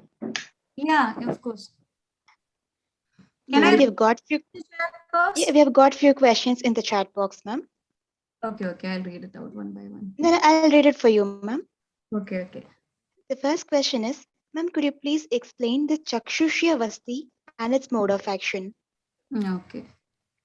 Chakshushya Vasti, like Iratimadram, Vasti contains dravyas which are mentioned as Chakshushya element. The action, I tell you, what I feel is that now you simply will take a condition. You take a central serous retinopathy, for example, wherein the patient will tell you, I'm feeling like droopy eyes, I'm feeling that some swelling is there. That is the condition which patient will tell you. And if you go for a scan report, you'll see that the ophthalmologist will also agree that swelling is there, or that is a central serous retinopathy, which is very common today. Now, in this condition, we go for Tiktaka Kashaya, we go all Kletahara medicines, and Tiktaka, Punarnavadi, Manjushta, this group of medicines you go for Daras, which contain Triphala, all this. Okay, Pitta Shamana, Kletahara, Kapha Pittahara medicines you go. So in that condition, Chakshushya Vasti, I don't know the combination which you're asking for, but what we do or what I practically feel is that, so in such a condition, when you do a Vasti, what should be added? Like the same way, what I was trying to tell you is that there is no hard and fast rule. Such Punarnavadi is working, Tiktaka is working, this is a condition, you have all this. And then what will you do? You'll take Punarnavadi Kashaya, or you'll take Vanchishtadi Kashaya, or you'll take such a similar Taila and you'll add, and then that Kapha Pitta Haratva, and then you do a Vasti. That will become Chakshushya because it is ultimately this Kletahara. Okay, so anyway, the eyes is part and parcel of your body, right? It falls in there. So a Kabhavrati Abhishyanta, which is like Tarve Naina Mayastu Pamanti Abhishyanta Nibataruva, that Abhishyanta Haratta works. And then when you are going forward, according to the dosha, according to the dosha, you can add. This is the way we do it. We make combinations according to the patient, what internally works as medicine. The same thing you can take it up as kashaya and give it in the form of Vasti. I hope it is satisfactory to you. Then Chakshushya Vasti, as such, I don't know what combination you're asking for. Like that, a Vasti in that name, I don't know. I don't do. This is the way we do for conditions. Okay. Thank you very much, ma'am. The next question is, ma'am, what if we plan a yoga, karma, or kalavasti? Should we look for Samyak Lakshana each day? Yeah, I will explain it. Okay, the thing is that, I don't know whether it will be too much for you. I don't know if I'm explaining. If anyway you don't understand, just ask me. Nowhere in Yoga Vasti, Karma Vasti, and Kala Vasti it is told 8 days or 15 days or 30 days. It is not mentioned. It is told 8 Vasti. It is not told 8 days. Okay, so it is not that you do one Anuvasana, you do next day Niruha, then 8 days. It is not mentioned. It is told you do each and each Samyak Vastis. Okay, so on the day when you're doing a Vasti in Yoga Vasti pattern, like each day you should get Samyak Lakshana. You cannot make installments of Samyak Lakshana. You're getting me? I'm putting it this way so that it will remain in your head. How can we make installments of Samyak Lakshana? Can we do a Vamana? Today so much we'll vomit. Tomorrow can we vomit the rest? You're getting me? I'm telling like this so that you will keep it in your head. Okay, that is why I'm telling like this, not because your question is not relevant. That is not the reason. I'm answering like this because so that you will keep it in your head. Okay, that is, you cannot have installments of Samyak Lakshana. Very good question. I avoided it because I don't want to create more confusion. That is why I avoided that part. Anyway, who asked? It's a very good question. So the thing is that if in Yoga Vasti, it is never told the number of days. He was just telling the Samyak Vasti. So in one day, if you got to do 3 Vastis, you do. The same day, if you needed only 2 Vastis, you do. It is this whenever, in whichever pattern, whichever day, whichever patient, whichever condition you do Vasti, you need a Samyak Lakshana. That is it. Okay. Doesn't matter whether you're doing Yoga Vasti Krama or you're doing Kala Vasti or Karma Vasti. You are doing Vasti today. Just that today you consider. That day you need a Samyak Lakshana. Okay. So you do a Samyak Lakshana, you get a Samyak Lakshana, and then you stop the Vasti. Okay. Getting me? Did I confuse you more, or is it clear? Yes, clear, ma'am. Thank you very much, ma'am. The next question is, what Vasti can be given for painful sciatica? Painful sciatica, any condition, like we can go for Vaitarna Vasti. Only one thing you keep in mind, in a painful sciatica conditions, you need good Shodhana. Okay, so cannot go to Brahmana side of Vasti, you need a Shodhana. So Vaitarna Vasti can be done, Erandamuladi Vasti can be done, even a Madhutailika given can reduce the pain. Okay, so the only thing you have to keep in mind is that you need a Shodhana Vasti. Okay, never go to a Brahmana side of Vasti. She need a Shodhana Vasti. It can be Vaitarna, it can be Erandamuladi, it can be Madhutailika, it can be any combination. Okay, you can simply take Rasna Saptakam, you can simply take a Gandharvastadi Kashayam, you can mix a Vasti and do it. Like that, Shodhanatva should happen so that like pain will be relieved. Okay, that is the way to consider when you get a acute pain condition. Thank you very much, ma'am. The next question is, ma'am, for 10 years old child, can we give Avaramatra Niruha? Okay, that depends upon the stature and the bala of the child. So if you are considering like that, like when we decide, actually a 10-year-old child, when we are doing, we go for a Matra Vasti, and then Matra Vasti we usually do, and then preferably we go for Virechana in such conditions. And if at all doing Vasti, like something 200 to 250 ml or 300 ml, that is all what we do, nothing more than that we do. And I have no much experience doing Vasti in children. So what I have seen being carried out when I was doing PG and all, it is like this. Personally, I don't have much experience doing Vasti for children. Thank you very much, ma'am.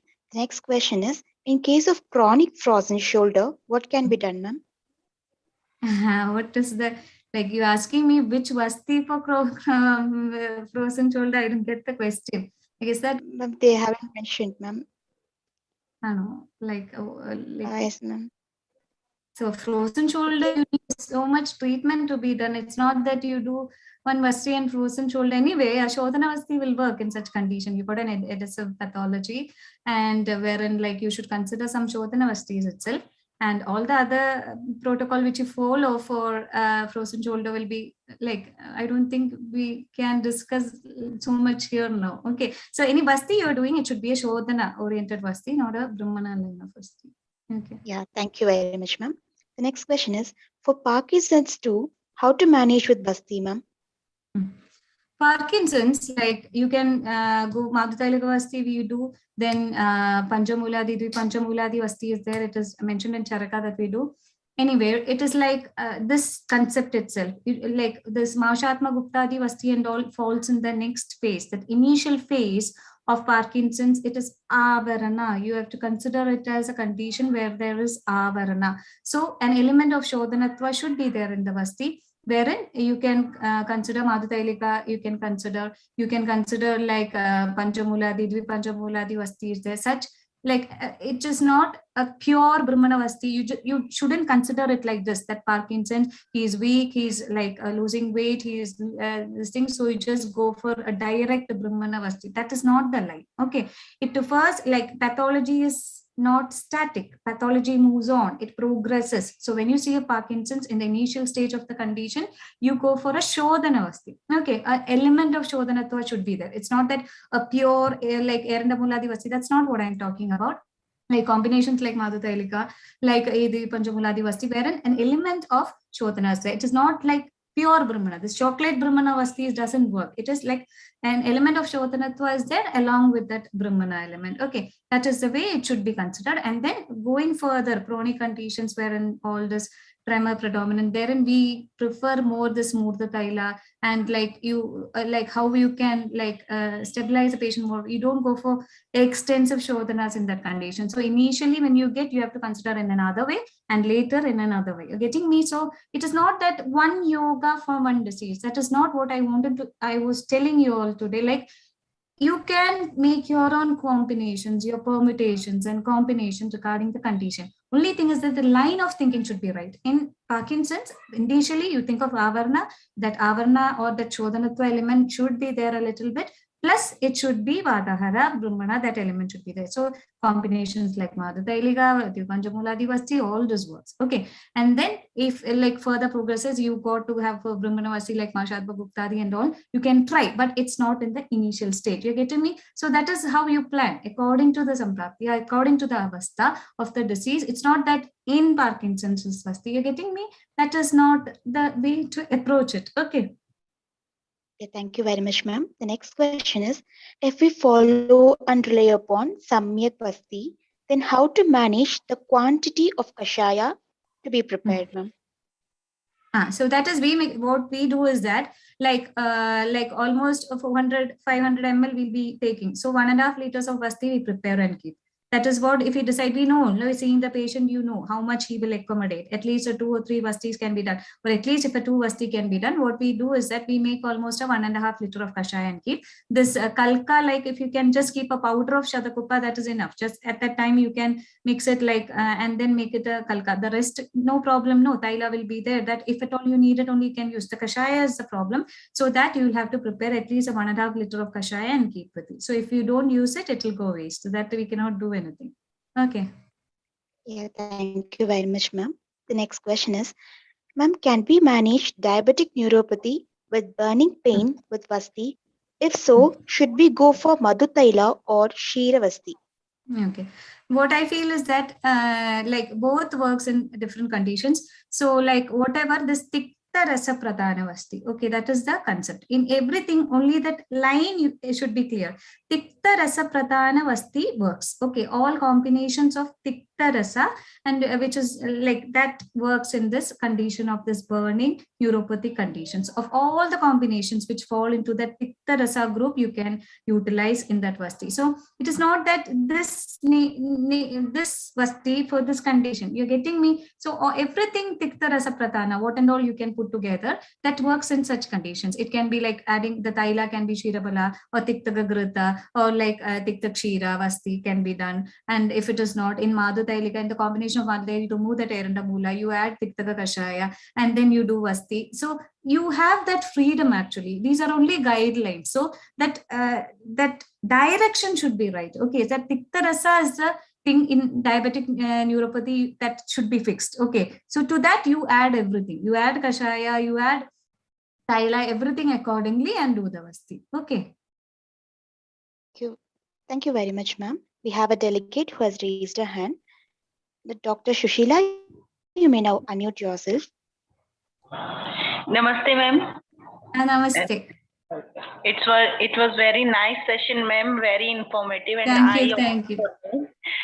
Ma'am, can we give Matra Vasti in periods also? No Vasti in periods. Okay. And what should be the combination of dravyas for Vasti for hair fall, ma'am?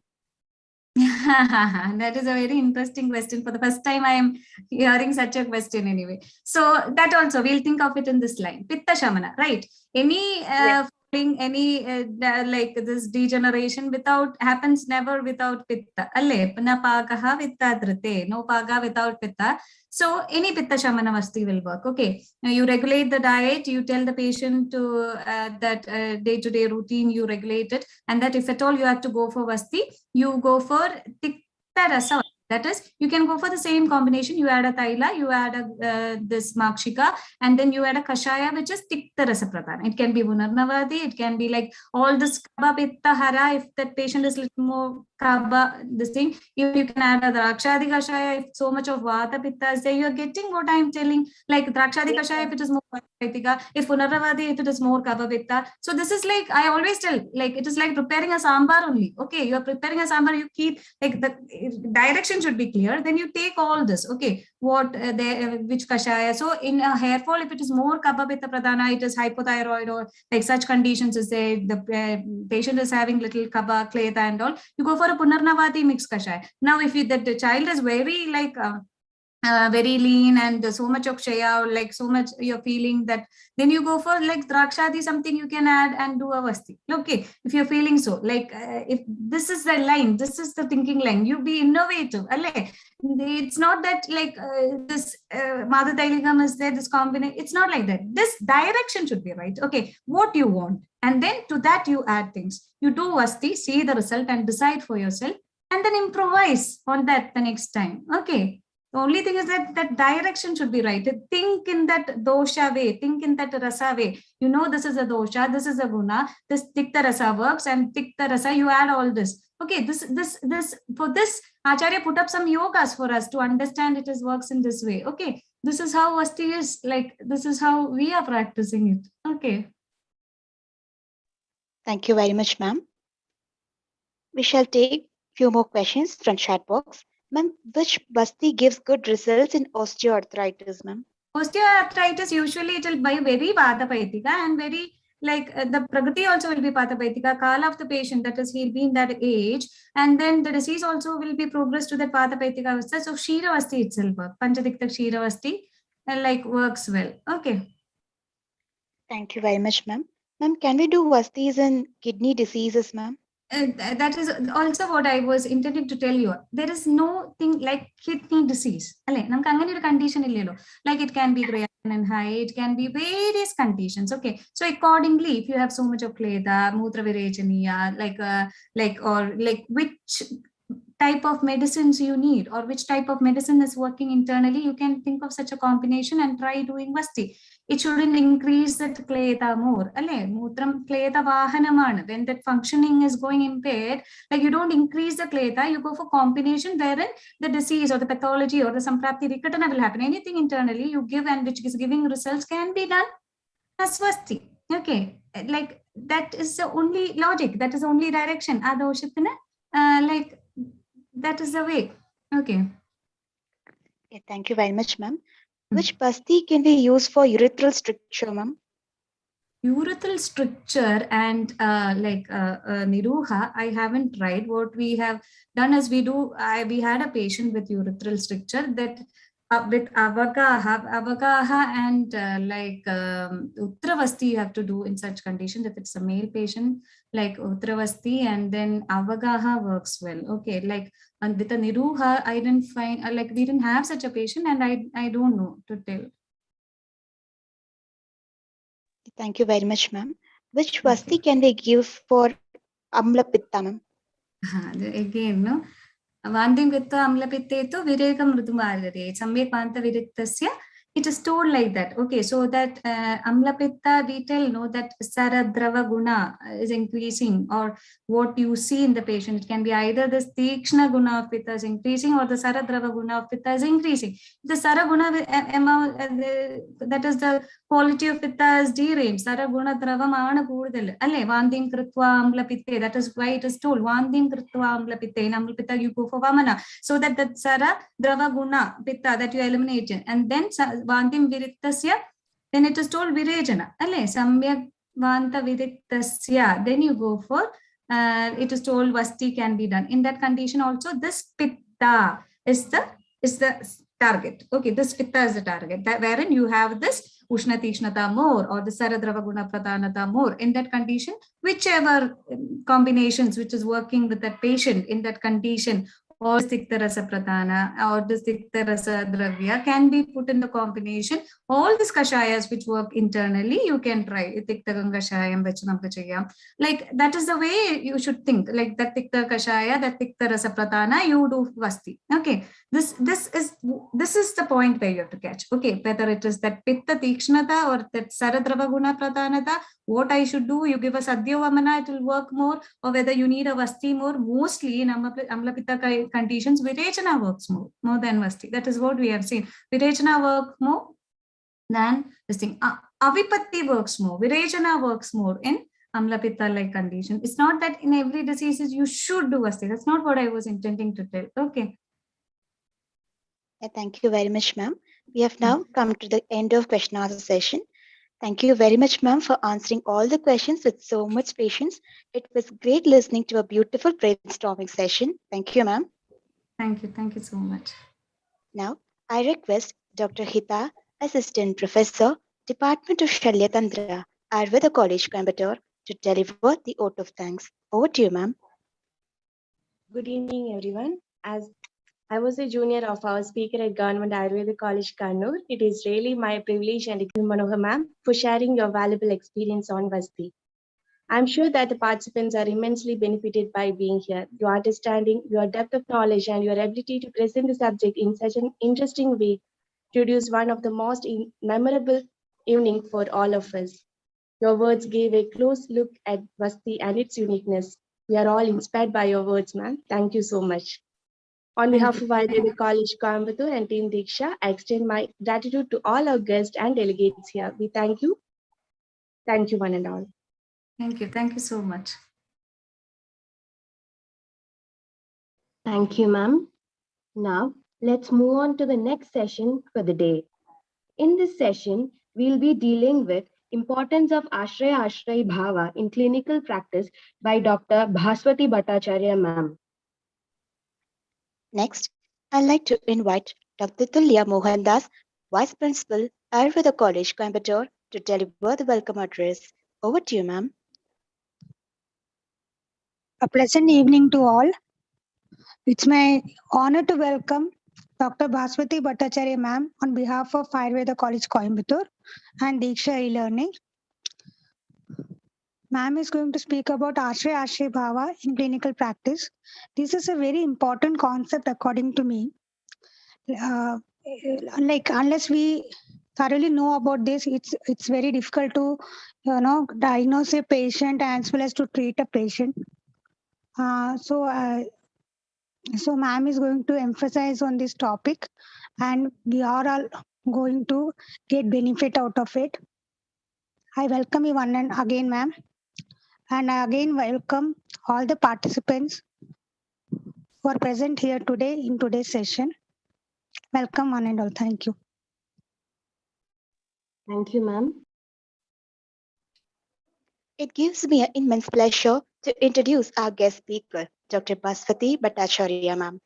Ma'am did her Master of Public Health from Harvard University School of Public Health, Boston, MD from Rush University of Chicago, Rush Presbyterian, St. Luke's Medical Center, Chicago, and PhD from Banaras Hindu University, Institute of Medical Center, Varanasi, and received the Professor M.L. Khorana IJPS Best Paper Prize for her thesis, Pharmaceutical and Clinical Evaluation of an Ayurvedic Polyherbal Formulation for Diabetes. Since 1989, ma'am has been the Health and Medical Consultant, the Bhaswati Group, New York, which provides consulting service for organizations involved in holistic clinical medicine, public health, and Ayurveda, and consulting for high-end companies like Dhanvantri Ayurveda Hospital, Karnataka, Atreya Educational Systems, Reebok, Kerala Ayurveda Pharmacy Limited, Biko, the Ayurvedic Trust Coimbatore, Ayurvestra, Imami Zandu, and the Hindustan Liver. Ma'am's editorial works include her medical writings on the South Asian Times, the Indian Express, UN Millennium World's Peace Summit 2000. Ma'am is currently the founder director of the Dinacharya Institute, New York, the Fulbright Specialist, U.S. Department of State, Clinical Assistant Professor of the Family Medicine, Department of Medicine at Weill Medical College of Cornell University, New York. Ma'am is definitely high honor leader, and we are very fortunate to have you here on the session today, ma'am. So, without any further ado, let me hand over the session to respected Dr. Baswati Bhattacharya, ma'am. Over to you, ma'am. Thank you, Anisha, and welcome to all of you on this Saturday evening. Thank you to the DIKSHA group and to the students who are here, because it's for you that I did my preparations. The best part of this presentation was the fact that I got to spend time with my mentor and wonderful teacher, Dr. Chandrabhushan Jha, who was my guide in Rasa Shastra. Many of you know his book from your second year course in Rasa Shastra. But he has a wide repertoire of information. And when I told him that the group just handed me this topic just 3-4 days ago, and of course, I'm not a Siddhant person, so how do I do this? I told him my ideas, and we had such a lovely talk that it really made what I put together something that I really treasure, because Dr. Jha was part of it. I hope that all of you, as you are studying and continue to study lifelong, have found someone that's an excellent teacher and an excellent mentor. I first want to just say that Masumi Manohar, what an excellent presentation on Basti. What an excellent presentation. I really appreciated her. I came in a little early to listen to her. And I hope that some of you who are younger and want to learn Panchakarma will go and write to her and just disturb her so that you can continue to learn from her, even if you are not in Calicut or Kottakkal or wherever she is doing her work. It's important to find mentors to help you to learn and to guide you so that you can connect from the clinical practice that you move into back to the Siddhanta, and then in the middle to some of the earlier things that you learned, and then again to the clinical practice. And so my exercise has now become going from the basics into the more intermediate principles, and through my filters, which are actually a couple of my trainings. My first training was as a scientist at University of Pennsylvania and at Columbia in neuroscience and in pharmacology. So when Masumi was talking about the brain, gut, and the neuropharmacology of it, this is my bread and butter that I grew up with in my teens and 20s. I have that filter, and yet I have to put it down to understand Siddhant, the intermediate parts of understanding clinical practice, and then the advanced clinical practice and the practicalities of it. I spend a lot of time in this part, in the clinical practice, when I am seeing patients. And I spend a lot of time on very basic principles because I have a new project, which is to teach the modern medical doctors, both in America and Europe and in India, about Ayurveda. So here you can see Dinacharya Institute. This is the group that was mentioned that I work with and run. We have weekly classes. And more we are getting Indian modern medical doctors who are seeking to learn Ayurveda, but they need to learn it without the difficult Sanskrit concepts unless they are explained in other terms to them. So it's a big challenge, and I'm going to take this next hour with you to explain Ashraya Ashrayi Bhava and try to bring in the basic Sanskrit concepts that we see in Ayurveda, but then to take it over to clinical practice. And we'll see how well I do, because the fact is that I am not trained as beautifully as you all are at Ayurveda colleges. I am trained as a medical doctor. So this is my journey, and pranams to the Guru and a real appreciation for Guru Shishya Parampara.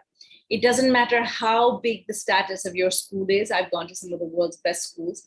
If you don't have a mentor, a one-on-one guru-shishya relationship, you cannot learn. And this is what my Diksha Guru, Krishna Kumarji, which all of you know, who passed away just about almost a year ago now, he really taught me this. And I appreciate so greatly the opportunity to work with each of these teachers. These people, of course, are in the West, and they were in my first part of my kind of allopathic healthcare training. And then Vaidya Bhushanam Raghavan Tirumulpad from Kerala found me, fortunately or unfortunately, and told me my future. And he said, you are not going to stay in allopathy. Ayurveda is in your heart. And he gave me Vidya Rambham, and pranams to him and his memory. And then I met Krishna Kumarji, and then I met many other people such as Dr. Jha. So I also have my mother here because she was actually teaching me Ayurveda without calling it Ayurveda. So each of you should have a slide like this in your life that is made of all of the teachers who have taught you. Okay, so we're going to talk today about Ashraya Ashrayi. So where is this shloka found? So I found this shloka in Ashtanga Hridayam Sutrastan, chapter 11, which describes doshas, dosha bhedya, and it is shloka number 26. And I am not a scholar of the shlokas, which Dr. Char reminded me.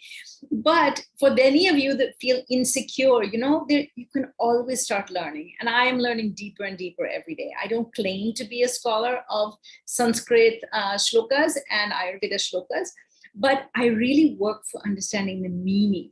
So for any of you who are backbenchers, you know, you can just start understanding the concepts and see where it goes from there. Because if you can light that Agni of curiosity, then you'll start learning some of these very advanced concepts. So the way that this shloka reads, tatrasthani stito vayuhu pittam tu sveda raktayo shleshma shesheshu tenai samashraya ashrayinam mitha. So mitha, what they're saying is that the vayu is related to the asti, and the obviously the dhatu asti, and pitta is related to sveda and rakta. Other than those dhatu and mala, everything else is related to kapha. So the first time I read this, I said, okay, I need to make a chart, and I'm going to show you that chart in a moment. Before we go into this, the first thing I thought of when I got this topic, because honestly, I was not prepared, and I honestly have just read this shloka. I don't really have an expertise in the Siddhanta. So I thought, well, how will I approach this? So the first thing I've always been taught to do is paribhasha. And I went into Monier's dictionary, because I have it here. I said, okay, let's look up Ashreya and Ashreyi. I've already learned that Ashreya is the place, the residence, and the place of shelter, and Ashrayi is the resident, the person that goes there. So here's a person in her home, and so the home is the Ashreya, and she is the Ashrayi.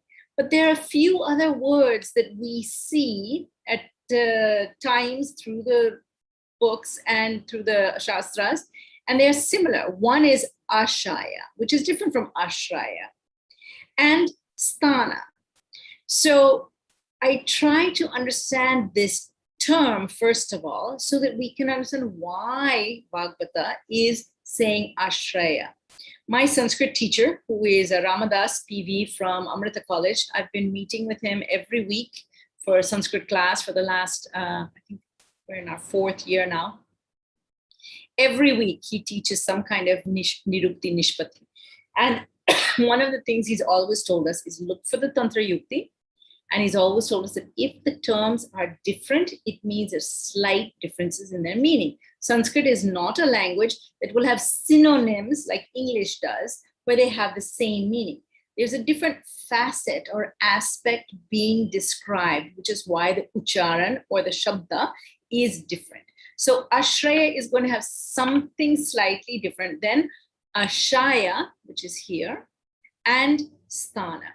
So when I asked a couple of people about this and then went and looked in some other texts, sthana is just a place where you can stay. You can stand there, you can go there, you can do your work. So let's say you visit the petrol pump, you visit the grocery store, you visit the market, you visit the hospital, you stay there for some time, you do your work and you leave. That is a sthana, where you go to do things. But you don't sit there. It's not your permanent residence. Ashaya is a seat or a place that you can be. Maybe it's your friend's house or maybe it's your in-laws' house, but it's not your, it is a place where you are, but it's not yours all the time. The ashraya is a place where you go that's kind of a shelter or refuge. And it is a place where you can kind of let your hair down and just be yourself. So if you think about, one moment, let me give a couple of examples. Here are the sites of vata. So this explains the sthana. These are all the places where we associate vata. But these sthanas are not the ashraya, because the ashraya is the dhatu. And I'm going to talk about why that is. These are the sites of pitta. These are the sites of kapha. You can increase your screen size to see all these sites, but I think most of you know this. If you go to the ashaya, we always learn about the amashaya, the pittashaya, the pakvashaya, and we have these delineations, these kind of lines that say, okay, this is the kapha region of the body, this is the pitta region of the body, this is the vata region of the body, and this amashaya, ashaya is a place where the kapha tends to be. Now, when I was first learning Ayurveda, 20 years ago, I was very confused. Why is there so much of different locations, and none of the teachers would explain it clearly? What is the difference between this ashraya and this sthana, these locations? So I first started, and I'm gonna have those of you who are learning and who really want to learn how to process ashraya, ashrayi, get out a book or some kind of a notebook that you can write in. And first step is list the dhatus. So you should be able to do this. I'm assuming that all of you are beyond first year medical profession. So you should be able to list the dhatus. Okay, as you're listing these out, which should take you about a minute, let me come to this and say that these definitions are used by most people as the same, but Dr. Ramadasdeep, Professor G, has told me that no, you have to be aware of these subtleties, okay? So what is the subtlety? If you look at the meaning of dosha, right? The dosha is something which has a tendency to become dushya, which has a tendency to do naughty things and create disorder. Where is it going to create that disorder? You can't go to the hospital and like mess up the nursing station. But at home, if you want to, you can mess up your entire kitchen or your bedroom, because that is your ashraya, that is your own refuge, your own place, it's your own home. So when doshas go into particular dhatus, that's where they can actually sit and create big disease. Like they can just sit there and make ashanti. So by now you've listed the dhatus. Let's go to the next part so that you can understand where I'm taking this. After you list the dhatus, list the upadhatus. So go to the second column, cut a line and write your upadhatus, and also write the dhatu malas. So dhatu mala, you can cheat, you can look at what I've done here. So I put the upadhatus here and the dhatu malas here. Now, why did I do this? Because to understand ashraya, which is the residence, which is the dhatu, and ashrayi, which is the doshas, the action running around, you have to put these together. So if you look at the dhatu and the upadhatu and mala, then you can say, okay, what is the dosha that tends to dominate? Let's go back to that first shloka. It says very clearly that Vayu is only associated with Asti Dhatu. Pitta is associated with Sveda and Rakta. And Shleshma carries the rest of them, Shesheshu. So it's all of so if you come back to this, then you'll see that Kapha is in the Rasa, not Rakta because that's Pitta, the Mamsa, the Meda, the not Asti because that's dominated by Vayu, the Majja, the Shukra. Okay, you should have that. Now, Sveda was told as Pitta. So you'll see here, I put Sveda here as Pitta. So you should have this list on your own, and you can add these and really get clear that which ones are the Ashrayi doshas for each Ashreya dhatu or mala. Okay. Now we're going to go to the next step. So the next step is to recall the Panchamahabhutas for each Ashray dosha. And this should be automatic for you. This took me about 30 seconds to do, but I had to sit and type it. So Kapha is Jala and Prithvi. Sorry, I should say Jala, not Jal.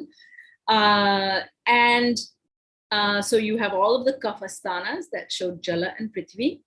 And then you have the Vata with the Asti Dhatu here, which is dominated by Akash and Vayu. And you have the Pitta dominated by Jala and Agni. Now you should know this. I'm hoping that all of you know this, and it should be so basic for you that you're thinking, why is Bhashwati going into this so slowly? The pictorial of this is shown by, many of you know Sumit Kesarkar from the National Library of Ayurvedic Medicine, and he had this nice pictorial. And so basically it's saying the same thing what I just described to you, but you should be able to recall the Panchamahabhutas. Now let's go to the next. The next is to actually put the what can we say, the dravyas that will fortify or increase. So if you say, which are the dravyas that have Jal and Prithvi, you should immediately think of the Madhuragana. Okay, so I put that down first. And then I started thinking, I said, yeah, but before I put the Madhuragana down for this, and for Pitta, I put the Lavanagana here, and it's also there for Sveda. And then for the Asti Dhatu, I put the Akash and Vayu, but I put a cross through it because you remember the next shloka after it, which recalls that the Asti Maruta relationship is inverse. Why?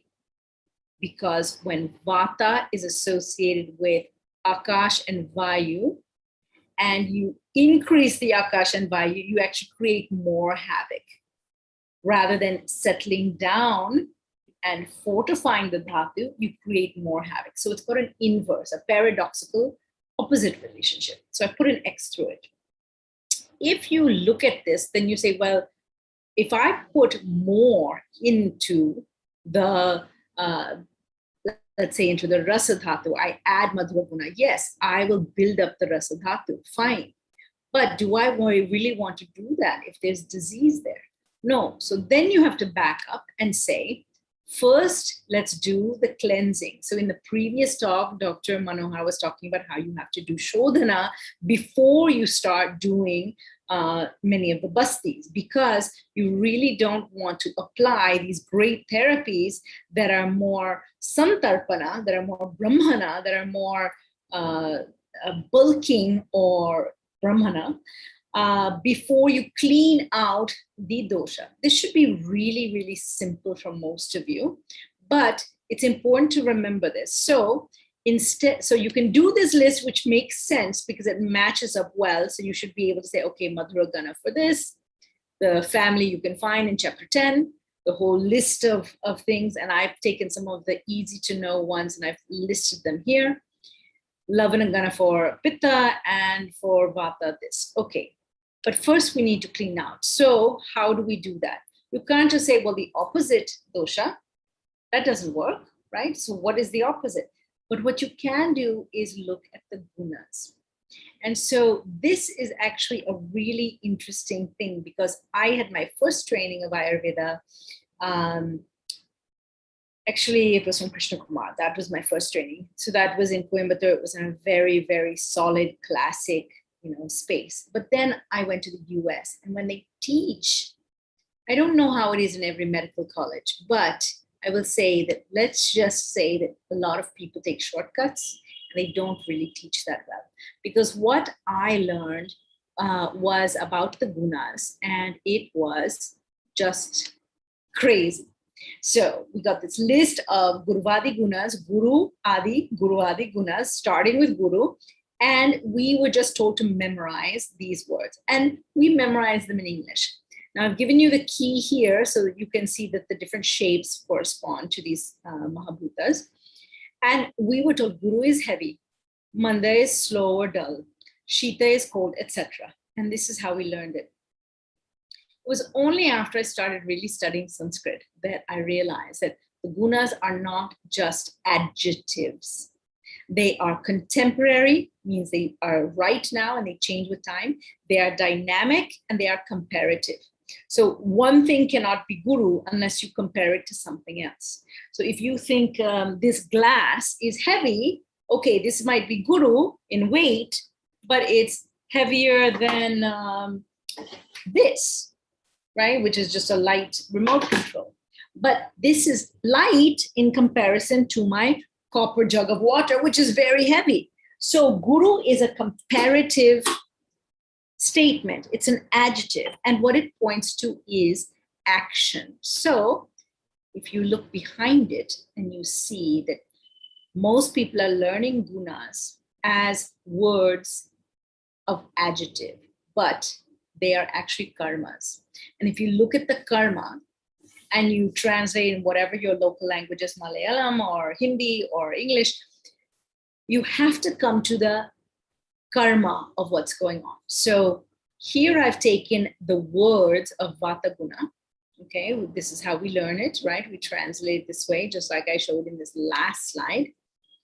And then I've underlined the same terms and their meanings, their verbs. So when Ramadas Ji took us through the Guruvadi Gunas and he started telling us the nirukti of each of these words, I had to wonder why my Ayurvedic teachers never taught me this. They never taught me at BHU, they never taught me in Coimbatore, they never taught me in the USA, where I had very good ideas. And I suppose many of them know it, and the ones that are really good clinically know it. But the difficulty that the rest of us have, who are, evergreen students, we never got to learn that there is all of this extra meaning behind it. So I've had to relearn a lot of this. And I invite you to also, take a screenshot if you don't know the karmas, but get to know it. If you already know the karmas, don't be sloppy. Don't think of guru as heavy. Guru is actually more about the action of nourishing, which means it has to be digestible and then go into the dhatus. So it has to be both digestible, but not too fast to digest. It has to be nourishing and it has to go into the body and help bulk it up. That is guru. What we learn is guru is bad. Guru is clinically bad because it's difficult to digest. But without guru foods, you can't build your kapaja tissues. And without building your tissues or your dhatus, where's the clinical efficacy? Okay, so I hope this is useful. I'm not seeing anything in the chat, so I don't know if this is interesting for you or if it's too simple for you, but I'll keep going. So from this table then, when we think about fortifying the tissues, we have to back up and say that first we need to look at apatarpana or langhana or shodhana first to clean out or decrease the dhatu so that the dosha that's disturbing is actually cleaned out and removed out. And then you build back up the strength or the bulk of the dhatu. Okay, so if you go back to this guna, let's take vata as an example. So here is the same list of these gunas, but we are taking them and looking at their action, and this is what they do. So ruksha is not just dry. Oh, okay, here's a cracker, it's dry, or here's a something popcorn, it's very dry. Well, it's not about it being dry, the dravya being dry. It's about the action that it has when it gets into the body, into the gut, of drying up everything around it. And if you just realize a small shift in meaning, It will actually make a lot of sense for the dravyas you learn and for the amazing physiology of the gut, which I have to say, modern medicine, right? Like all my colleagues are modern medical doctors, they have no idea what's going on in the gut. And they really, really muck things up. For them, an endoscopy or a colonoscopy is the treatment. And when I remind them that it's not a treatment and it's just basically an investigative procedure, that they're not really treating the patient, they get very quiet because they realize that they have no way of treating Crohn's disease, ulcerative colitis, celiac sprui, irritable bowel syndrome, many of the GI cancers. Whereas in Ayurveda, because we understand the Kriya Sharir, the physiology, the actual set of karmas that happen to create food coming in, right? The science of ahara, how food comes in and is recognized by the body, vivecheti, muncheti, where it's assigned and then taken into the body, the entire process of dhatu poshaka, which is so beautifully described. Then you can understand what's happening in the gut and why certain dravyas have the tendency to do things like desiccation versus langhana, depleting, versus anulomana, versus, well, anulomana is not in here, lekhana, scraping, right, to create roughness. So using haritaki, if you use it with honey, honey will scrape as it moves along. So haritaki is busy digesting things and honey is busy scraping things. So the haritaki honey means sheher or madhu, is a very, very great combination for cleaning out the gut. Triphala has haritaki in it, but Triphala has two other fruits, right? And they have a tendency to push things down and out without the scraping action. But they quell each of the doshas. They soothe all three doshas at the same time, which haritaki does a certain amount of, but with that honey, it doesn't do. So clinically, there are small adjustments that we make because in Ayurveda, we understand what's going on in the gut. And we understand these terms because they are the karmas in it. Okay, so now we go to the next part, which is the outcome. So here is where the Siddhant and the basic information of the, in this case, Vata dosha, moves with the clinical aspects that you can detect. When I went to medical school, it was my third degree. I had already been working. I'd been a scientist. I'd been a public health professional. I'd done a bunch of stuff. I was in my 30s by the time I entered medical school. So I had a lot of clinical experience. If you don't have clinical experience and you're 18, 19, 20 years old, and you've never seen a person have a heart attack, or you've never seen a person have unstable joints, you don't understand what looseness of the joints means, or what coarse hair means. It's very difficult to read the Shastras and get anything out of it. And so one of the most amazing people that I've seen that's done it the right way is a friend and a teacher of mine, Dr. Satyajit Kadkol, who is in Udupi. What he did when he was in Hubli is he both started his first year of Ayurvedic Medical College, but then he also started a clinic where he got practicing Ayurvedic doctors to start, it was a Panchakarma clinic called Sparsh. And he would come to Ayurvedic college in the day, and then in the afternoons and evenings spend it at the clinic. And he was the proprietor of the clinic, but he obviously wasn't a licensed doctor yet. So those doctors would sit and they would discuss the cases with him. They would give him clinical experience. So by the time he finished his, I think at that time it was 5.5 years, he had so much clinical experience. And so he had already seen things in patients that his colleagues had not seen because they'd only had 1 or 2 years.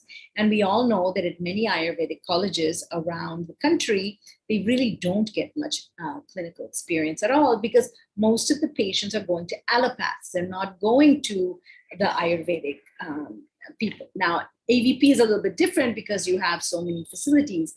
But if you are not able to get clinical experience in your first 2 years, how are you going to understand what a cracked body part is, Or maybe you've never heard anyone with constant sound in their joints, because your parents, when you're 20, your parents are in their 40s, they don't have arthritis yet, right? So it's really tough to understand these outcomes when you read Charaka Vimanasthan. Here are the characteristics of each of the prakritis, and they discuss this. So if you can read here, Vimanasthan 8, I took this from Charaka Samhita online. And by the way, I took these slides from Dr. Pallavi Gupta. Thanks to her for lending me her slides. If you can read these, it's really important that you go and find a place that you can clinically watch for these. And every day when you come home, you think about the 5, 10, 20 patients you saw, and you check off. I used to put little check marks above what I had seen, different conditions I had seen, so I got a sense of what it is. In the last talk, Dr. Moshami was talking about Parkinson's disease. And sometimes I wonder, because I see BAMS students when I was at BHU, the UGs, undergraduates, they didn't know what Parkinson's was. They didn't have someone in their life that had Parkinson's, or they didn't have someone who had experienced a hemiparesis. They didn't know what it looks like clinically. So what they were doing was just mugging up from the books these words, gridhasi or grahani, or they didn't know what these things were. So I'll encourage you to really get a sense of what clinical symptoms look like, so you can understand what happens to the ashraya when the ashrayi comes in and goofs around and creates problems. So then the next part is, after you understand these gunas and these different actions, what are you going to do with this clinically? So we've got some of these clinical symptoms, but how do we put it together? And that's where you come to this idea of the Samanya Vishesha Chikitsa. And so Dr. Jha and I were talking about, well, how to make this practical for students, because this is a talk about clinical practice. And so we started talking about how different people approach. And this is where the variety and the diversity goes. It's different in Ayurveda than it is in modern medicine. In modern medicine, each disease has one, best pill to give, or one best procedure, and that's it.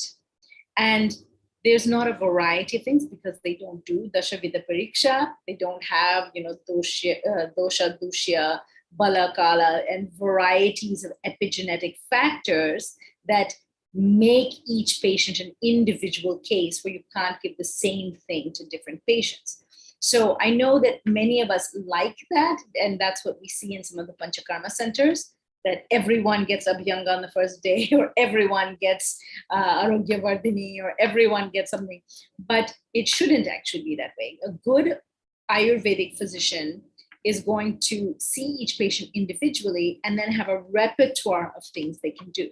So they can work with Dravya Samanya, which is looking at the material. I'll explain this in a moment. The Guna Samanya, which is looking at the property, the gunas, the qualities, or the karma, the action of a particular treatment. So let's take an example. So if we look at Rakta Dhatu, for example, so I took this out of the Pandu chapter, and we're looking at how to increase Rakta Dhatu because there's a deficiency. Then what we can do if we're looking at Dravya Samanya, which is looking at the material of Rakta Dhatu, is the practical thing is to give blood. So how do you do that? You either transfuse blood, which is one procedure, or you can do basti with the blood and transport the blood across these vessels that are very open to taking in, right? There's so much, not only gut microbiome down there, but there's a lot of vessels. That's why hemorrhoids happen. And that's why there's so much going on in the Pakvashaya. So you can transport these blood. And certainly we know that basti is a carrier for many things. My teacher, Gopi Krishna ji, actually transports bhasmas across the Pakvashaya using basti. And he knows how to do it. He knows the dosage and he understands how to get the different rasoshadis in. And we can get some very amazing healing for cancer patients, as well as, for people who can't take things in by mouth, like people in the ICU for the last year with COVID, you could give them bastis. Okay, so if you need to get Rakta Dhatu increased, you can give blood via Basti. You can also give blood. It sounds yucky if you're not a meat eater, but you can have meats with a lot of blood in them, or organs, like people in Europe eat the liver and they eat the kidneys, they eat the different organs, and in China also. So they'll eat a lot of different meat soups, not just the majja or the bone marrow of the soup, but the actual blood-filled organs. And that's one way of delivering the material. So that's if you're looking at the dravya, material itself, right? You can also go with the guna and say, well, I don't really want to eat blood. I don't covet that. So I would like to try using the guna approach. So the guna is looking at the blood and its properties and saying, okay, Loha Bhasma gives some of the component properties. So you can give Loha Bhasma or Mandura preps. Tapyadi Yoga has several different Swarnamakshika and various other manduras, and Loha producing and Loha supporting, which are the gunas of the Rakta. And if you think about the main, the main of it, it's Jivaniya, which we'll come to in a moment. If you look at the gunas also, you'll say, well, ahara, what is a good way to increase Rakta Dhatu? The Shastras say giving urad dal, giving draksha, giving meat soups, which I mentioned. Or you can go with the Agni and the Jala property of the Pitta and say, okay, how will I support the Agni and the Jala of Pitta to increase the blood? Well, if you look at the time of year when there's extra Agni and Jala, you can see Sharad, which is called autumn or fall after the Varshakal, in those parts of India where we do get Varshakal and get Sharad Ritu. And you can increase lavana in the diet, which will slightly increase the gunas and it will increase the blood. Okay, so these are all written in the Shastras as ways of using the guna to increase the Rakta Dhatu. Then there's the karma, the action. What is the action of the blood? So I just mentioned the main action of the blood is Jivaniya, right? Prenanam, Jivanam, right? The shloka that tells what Rakta Dhatu is doing in action, in its function. So you can prescribe actions that will increase Rakta Dhatu. So for example, you can increase the Jala and the Agni Tattva in the body. And when you're working with the Panchamahabhutas, you are not worried about the imbalances caused by doshas, right? Because you're just increasing the Tattva. Here is where the actions are not about the dravyas itself. It is about things we do. So this is where your dinacharya, ritucharya, patya, hita, ahita lifestyle comes in. So yoga asanas that will increase circulation, activities that will increase jivanam in the body and in the mind, and looking at the dravyas that are jivaniya varga, which you can find either in Ashtanga Hridayam chapter 15 of the Sutrasthana or Charaka Sutrasthana chapter 4. You can find the ganas or vargas of jivaniya drugs and try using those because they have specific actions to increase Rakta Dhatu.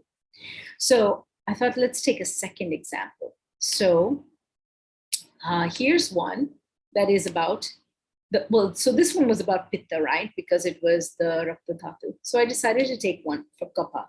So Kapha is Mamsa Dhatu. So to increase Mamsa Dhatu using this same idea of the Ashraya Ashrayin and use a Dravya Guna Karma, here's the Dravya Samanya, the material. So you can actually feed people mamsa. So this is how people eat meat to increase meat. And many guys who are bodybuilders and are, trying to build up bulk in their muscles, they eat a lot of meat. They're carnivores.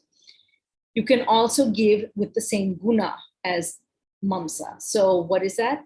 Which we call as protein in modern science or nutrition. What's the equivalent of that? Ayurveda didn't have protein. You don't see protein written anywhere. They had Prithvi Tattva. And the Prithvi Tattva that specifically went to Mamsa was described. And I'll show you a list of those when we get to the end. So you can give foods and medicines with high amounts of Prithvi Tattva. So the three that I remember very clearly from the chapter 6 of the Ashtanga Hridayam Sutrasthana is Urad Dal, Godhuma, which is wheat, and this is whole wheat that's not been refined or processed, and pure milk from the Gaishala, not the packaged, mother dairy milk. So these things will increase the Prithvi Tattva in the body and increase the Mamsa. You can also use bhasmas that increase Prithvi Tattva. You can also use ritus. So the ritu that corresponds to increasing the Prithvi and the Jala in the body, which will obviously increase Kapha, is the Hemant Ritu. And as you might remember, it's during the Hemant Ritu that your Agni starts coming out of the Shakas back into the Koshta as the weather gets cooler in the, in the northern hemisphere. And you start having more Jataragni, more hunger, more Ruchi. And so you can eat more foods that increase Kapha. And the diet should change accordingly. The amount you eat should be still, 2 Anjalis, but it should be of heavier and more guru foods, more heavy to digest, more richer to eat foods. So Madhura Rasa increases. Then you can go to the karma. Okay, let's say you're not looking at the guna, you don't want to eat meat, so you don't want to do the dravya. What can you do? So again, increasing the Jala Tattva and the Prithvi Tattva in the body. Remember, we always say Divya Swapna is bad, bad, bad. Well, Divya Swapna is bad because it increases Kapha. But if you're trying to build up Mamsa Dhatu, like there are many people after COVID who had this lingering aruchi, lingering lack of appetite, which is called anorexia in modern medical parlance. They just don't want to eat. They're not hungry. And when you do make them eat, they just are not happy. They just eat it. And some of them don't have taste in their mouth, but they're not hungry. And so they're not getting that buildup of tissue because the vivecheti muncheti is not happening in the same way. Their digestive enzymes, because they're not tasting in a happy way, it's not going and creating a digestive cascade that's needed for good dhatu poshaka. So you need to get them to increase their kapha. And one very good way is to get them to sleep, right? Remember that in Dinacharya, it says that if you wake up in the morning and you're feeling cramping or indigestion, you should go back to sleep and allow the sleep to give you time to get that food digested down, and it will help you before you wake up and start your day. It will help you to have a better gut. Most people don't do that. They wake up with the alarm and they run out of the room and they get ready and they run off to their family or to work or whatever they have to do. And especially we doctors, we don't get a system in school that supports our well-being of our gut, right? The hours for breakfast, lunch, and dinner are not really supportive to the body. They're not good dinacharya, and they certainly are not thinking about Ayurveda. And I find that to be very interesting because it's only when people learn in Guru Shishya Parampara that they actually do eat on time and do things at the right time. The rest of us that are in these classroom schools, we are not learning how to keep our bodies well. And they figure, well, we're in our 20s, so we're fine. But for the teachers, the teachers are oftentimes very sick. So Divaswapna, sleeping during the day is a good way to build up kapha. Resting during adana, called adana, so the time when you're getting the energy pulled away from you, you should rest. You should not exercise to your full capacity. And then doing more body weight yoga asanas, pushing yourself a little bit more, taking stairs, doing that during the Visarga Kal. Why? Because it's a nourishing time. This is only if you're trying to increase your Mamsa Dhatu, right? So, there's actually a more difficult conversation, which we're not having right now, which is how do you increase your Mamsa and decrease your Meda? Because both of them are ruled by Kapha Dhatu. And that's a different conversation. So this is a Kapha example. So once you get your Mamsadhatu built up, these are the kinds of clinical symptoms you're going to see. And this is something that most of us know if we've seen a good, healthy person. And in fact, to get through medical school, you do have to have very good, not only Mamsadhatu, but also Majjadhatu and Rasarakta and Asti, because it's a very grueling process if you go to a real medical school. So this slide is the reminder for me that when I practice in the US, I can't practice the same way as I do in India. In India, there are a lot of dravyas that we have available, and you can see those here. I'll just show you what I promised earlier. These are herbs for balancing doshas. I put this list together. I can't actually remember. It was like 15 years ago. And I just pulled them out. I think it was Gogte's book and J.L.N. Shastri's Dravya Guna book, and I put these together. And these kind of herbs are easily available throughout India, but in America, we can only get some of these.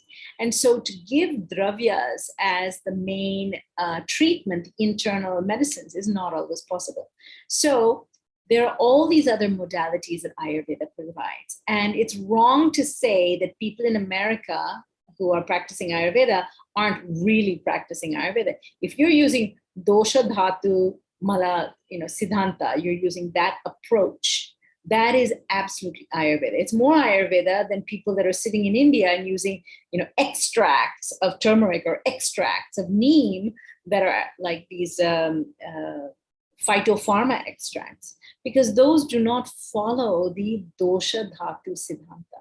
Whereas people who are using dinacharya, ritucharya, they're using daiva chikitsa, they're using rasayanas after doing shodhana, they're doing some forms of parts of the purva karma to try to bring either shamana to happen or a certain amount of shodhana, at least in the koshta. These are things that we are able to do, and they require us to have a whole repertoire of looking at both the material, the dravya, that's easy, but also looking at the guna of the patient and not just giving, I see this symptom, I give this formulation. I see this symptom, oh, I have back pain, Murivenna Taila.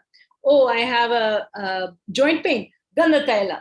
Oh, I have a nerve, let's say like a sciatica, Mahanarayan Taila. To give it like this without considering what is going on with the gunas of the patient is what I see a lot of Ayurvedic doctors doing. But it's not actually good Ayurveda. It's not using Ayurveda the way that the acharyas wanted us to use it.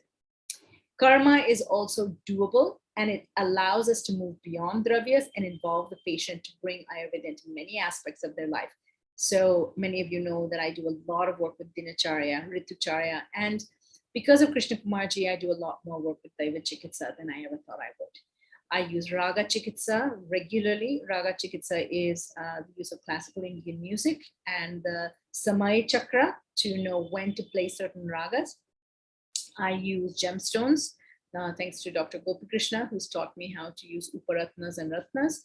And I use mantras. And I will not say that these are not Ayurveda. They are absolutely Ayurveda, but they are not the chemical, physical Ayurveda that is trying to mimic the modern medical system. Like they give pills, so we'll give pills. So they get taken seriously, so we'll get taken seriously. And people who practice in that way are falling into the entire way of thinking of pharmaceutical medicines. So instead of just doing these tonics and various Bhaishya Kalpana formulations, please remember that all of these things are part of Ayurveda and the Dravya Guna Karma Chikitsa of the doshas as they sit in the dhatus. So I come back to this because if you want a cheat sheet, some of you will need this because you're not really able to think in those deeper ways of connecting the dravya, the guna, and the karma. You just want an easy recipe. Here are herbs that are listed. I wish I could give you the exact reference. I have to look in my books, but I think I took this from either J.L.N. Shastri or one of the compilations. And these tell you which herbs will build up which dhatus. Okay, so this will help to bring the ashraya back into a strength that the Ashrayi has created all kind of havoc. So why did the Ashrayi create havoc? Because when it's at home, it can do what it wants to. And so those dhatus are where Vata will muck up Asti dhatu, and Pitta will muck up, muck means like mess up the Rakta dhatu and the Sweda, and then Kapha will be for the rest of them.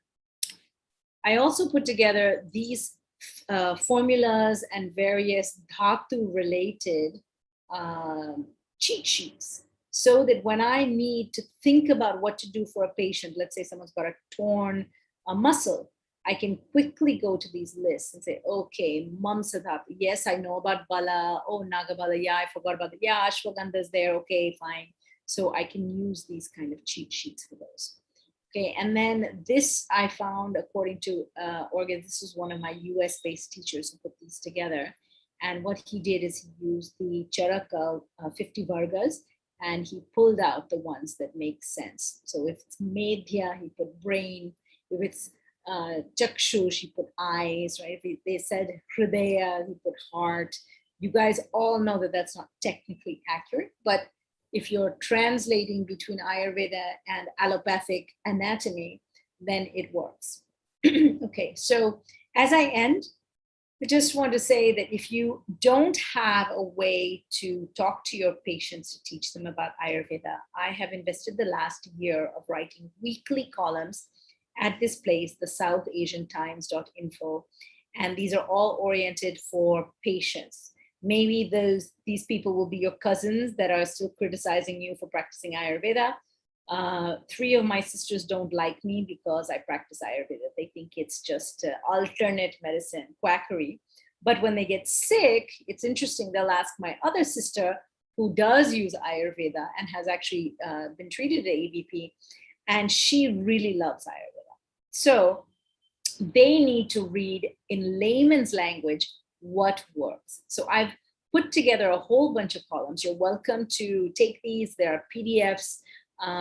You can just take them and just use them. I will give you the source of it right now, which is, let me do this in a quick way. It's Everyday Ayurveda, Ayurveda.substack. That is my blog.com. If you go there to this site, you can either join the blog or you can just go through it and download these articles that you can give to your patients, your family and friends. And I do have several of my colleagues that are using these to teach your patients. This is what the blog looks like. Everyday Ayurveda, oh, it's here, Everyday Ayurveda Substack. And as we end, I just want to dedicate this session to my mother who died a year ago. She really taught me the wisdom of what real health is. And she understood dhatus and doshas, and she knew how to do ahara in the most amazing way. And it's because of her that I am as devoted as I am to study. So I thank her, and I thank all of you for listening. I hope this has been useful for you. And I apologize for anything that I made oversimplified or forgot. I just got this topic a few days ago, and I really am not smart enough to know this in the way that maybe some of you do. So I apologize if it was not useful for you. And if you have any questions, I'll try to answer them. Namaste. Thank you, ma'am, for the valuable insight into this wonderful session. I'm sure it was enlightening to all of us, and we'll value these principles and carry them throughout our medical practice. We shall now go ahead to the question and answer session. Shall we begin, ma'am? Yes, please. Delegates can post your questions in the chat box or raise your hands to get your queries cleared. Ma'am, we have got a question in the chat box. Shall I read it for you, ma'am? Yes, please. Ma'am, if Vada occupies the Pittashraya, what are the complications, ma'am? Can you just repeat that? If Vata occupies? The Pittashraya, ma'am. Okay, so if Vata is in the Rakta Dhatu or in the Sweda, right? So Vata has Vata is very naughty. It's the instigator, right? We talk about Pittam Pangu, Kafam Pangu, right? Without Vata, nothing goes around. So you have to understand avarana. You have to understand what happens when Vata gets stuck inside of the Pitta, which is in the Pitta Shraya, and then creates the kinds of problems that Vata Rakta would be, or Vata. There are so many conditions, you can get Rakta Pitta, you can get so many with Vata stuck inside the Pitta in the Pitta Shraya. And I'm not sure exactly what the question is. Is it the basic philosophy of why this happens, or what to do with it? Can you clarify? Ma'am, only that much has been given in the chat box, ma'am. We'll make it clear once the doctor makes it clear. Delegates, any more questions? Delegates, you may also raise your hand to get your queries cleared or post your questions in the chat box.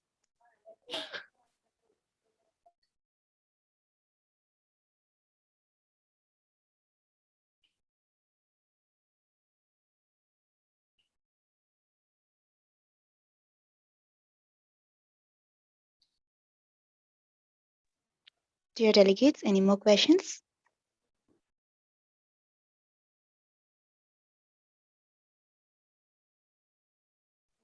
Ma'am, we've got a question in the chat box. Ma'am, you told use of Basma through Basti. Could you please share your clinical experience, ma'am? Yes. So actually, the best person to ask about this is Gopi Krishna ji, Gopi Krishna Madikera. If you go into YouTube, or if you go to IIAR, the Indian Institute of Ayurveda and Rasa Shastra, he has many lectures there, and he, I think, just gave one lecture on the practical aspects of giving bhasma through basti. I will leave it actually to him, because I have not given bhasmas myself, but I do know that there are increasing numbers of doctors who are learning with Gopi Krishna ji, giving the bhasmas and delivering them, because they're not really oil soluble. So they're usually given with the Niruha Basti, and they are given in very small amounts. I mean, the liquid is very small amounts. Obviously, the bhasma is also, and it's delivered, and it's very easily absorbed. I believe that Siddhanandan Mishra was the one that taught Gopi Krishna how to do this. So I would ask you to go to YouTube and watch his video, or go to his website and learn about it. Thank you. That's a good question, Dr. Ajay. Thank you very much, ma'am. Delegates, you may put your further questions in the chat box or raise your hands to get your queries cleared.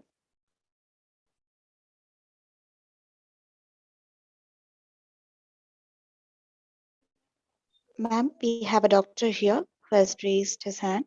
Dr. Jaspir Kaur, you may now unmute yourself. Hello. Namaste. Hello, ma'am. Namaskar. Hello. Yes, go ahead. Ma'am, I would like to say that your session is very practical, and we will surely use this knowledge in our practice. But I want to know that you have told me we have to increase mass dhatu, and by giving the kaf pradhan dravyas. But how could we can't, don't increase med dhatu while you increasing mass dhatu? Your question is, how do you increase mamsa without increasing meda? Yeah, ma'am. Yeah. Yes, yeah. ma'am. So this is actually a very practical question, because this is the problem that most people have. You have to have your agni very good, so that it goes into the mamsa but doesn't go into becoming unuseful meda. And one of the best ways to keep that dhatu agni high is exercise. We all know it, but we don't do it. So morning walks, evening walks, waking up at sunrise, that's a very important aspect of keeping the agni high. Also, having good digestive fire and making sure you have an entire dinacharya that's around the good digestive fire, so that the undigested material will not end up into Meda Dhatu. See, Meda Dhatu that is healthy and functional is good. That's not the problem that people have. People have problems with the undigested, shall we say, ama that is stuck inside the Meda Dhatu, right? The good Meda, which is aligned and inside the Mansa, is good for us. And most of us don't have that. So if you could mute yourself. Jaspreet, there's some kind of noise. So if you could mute yourself.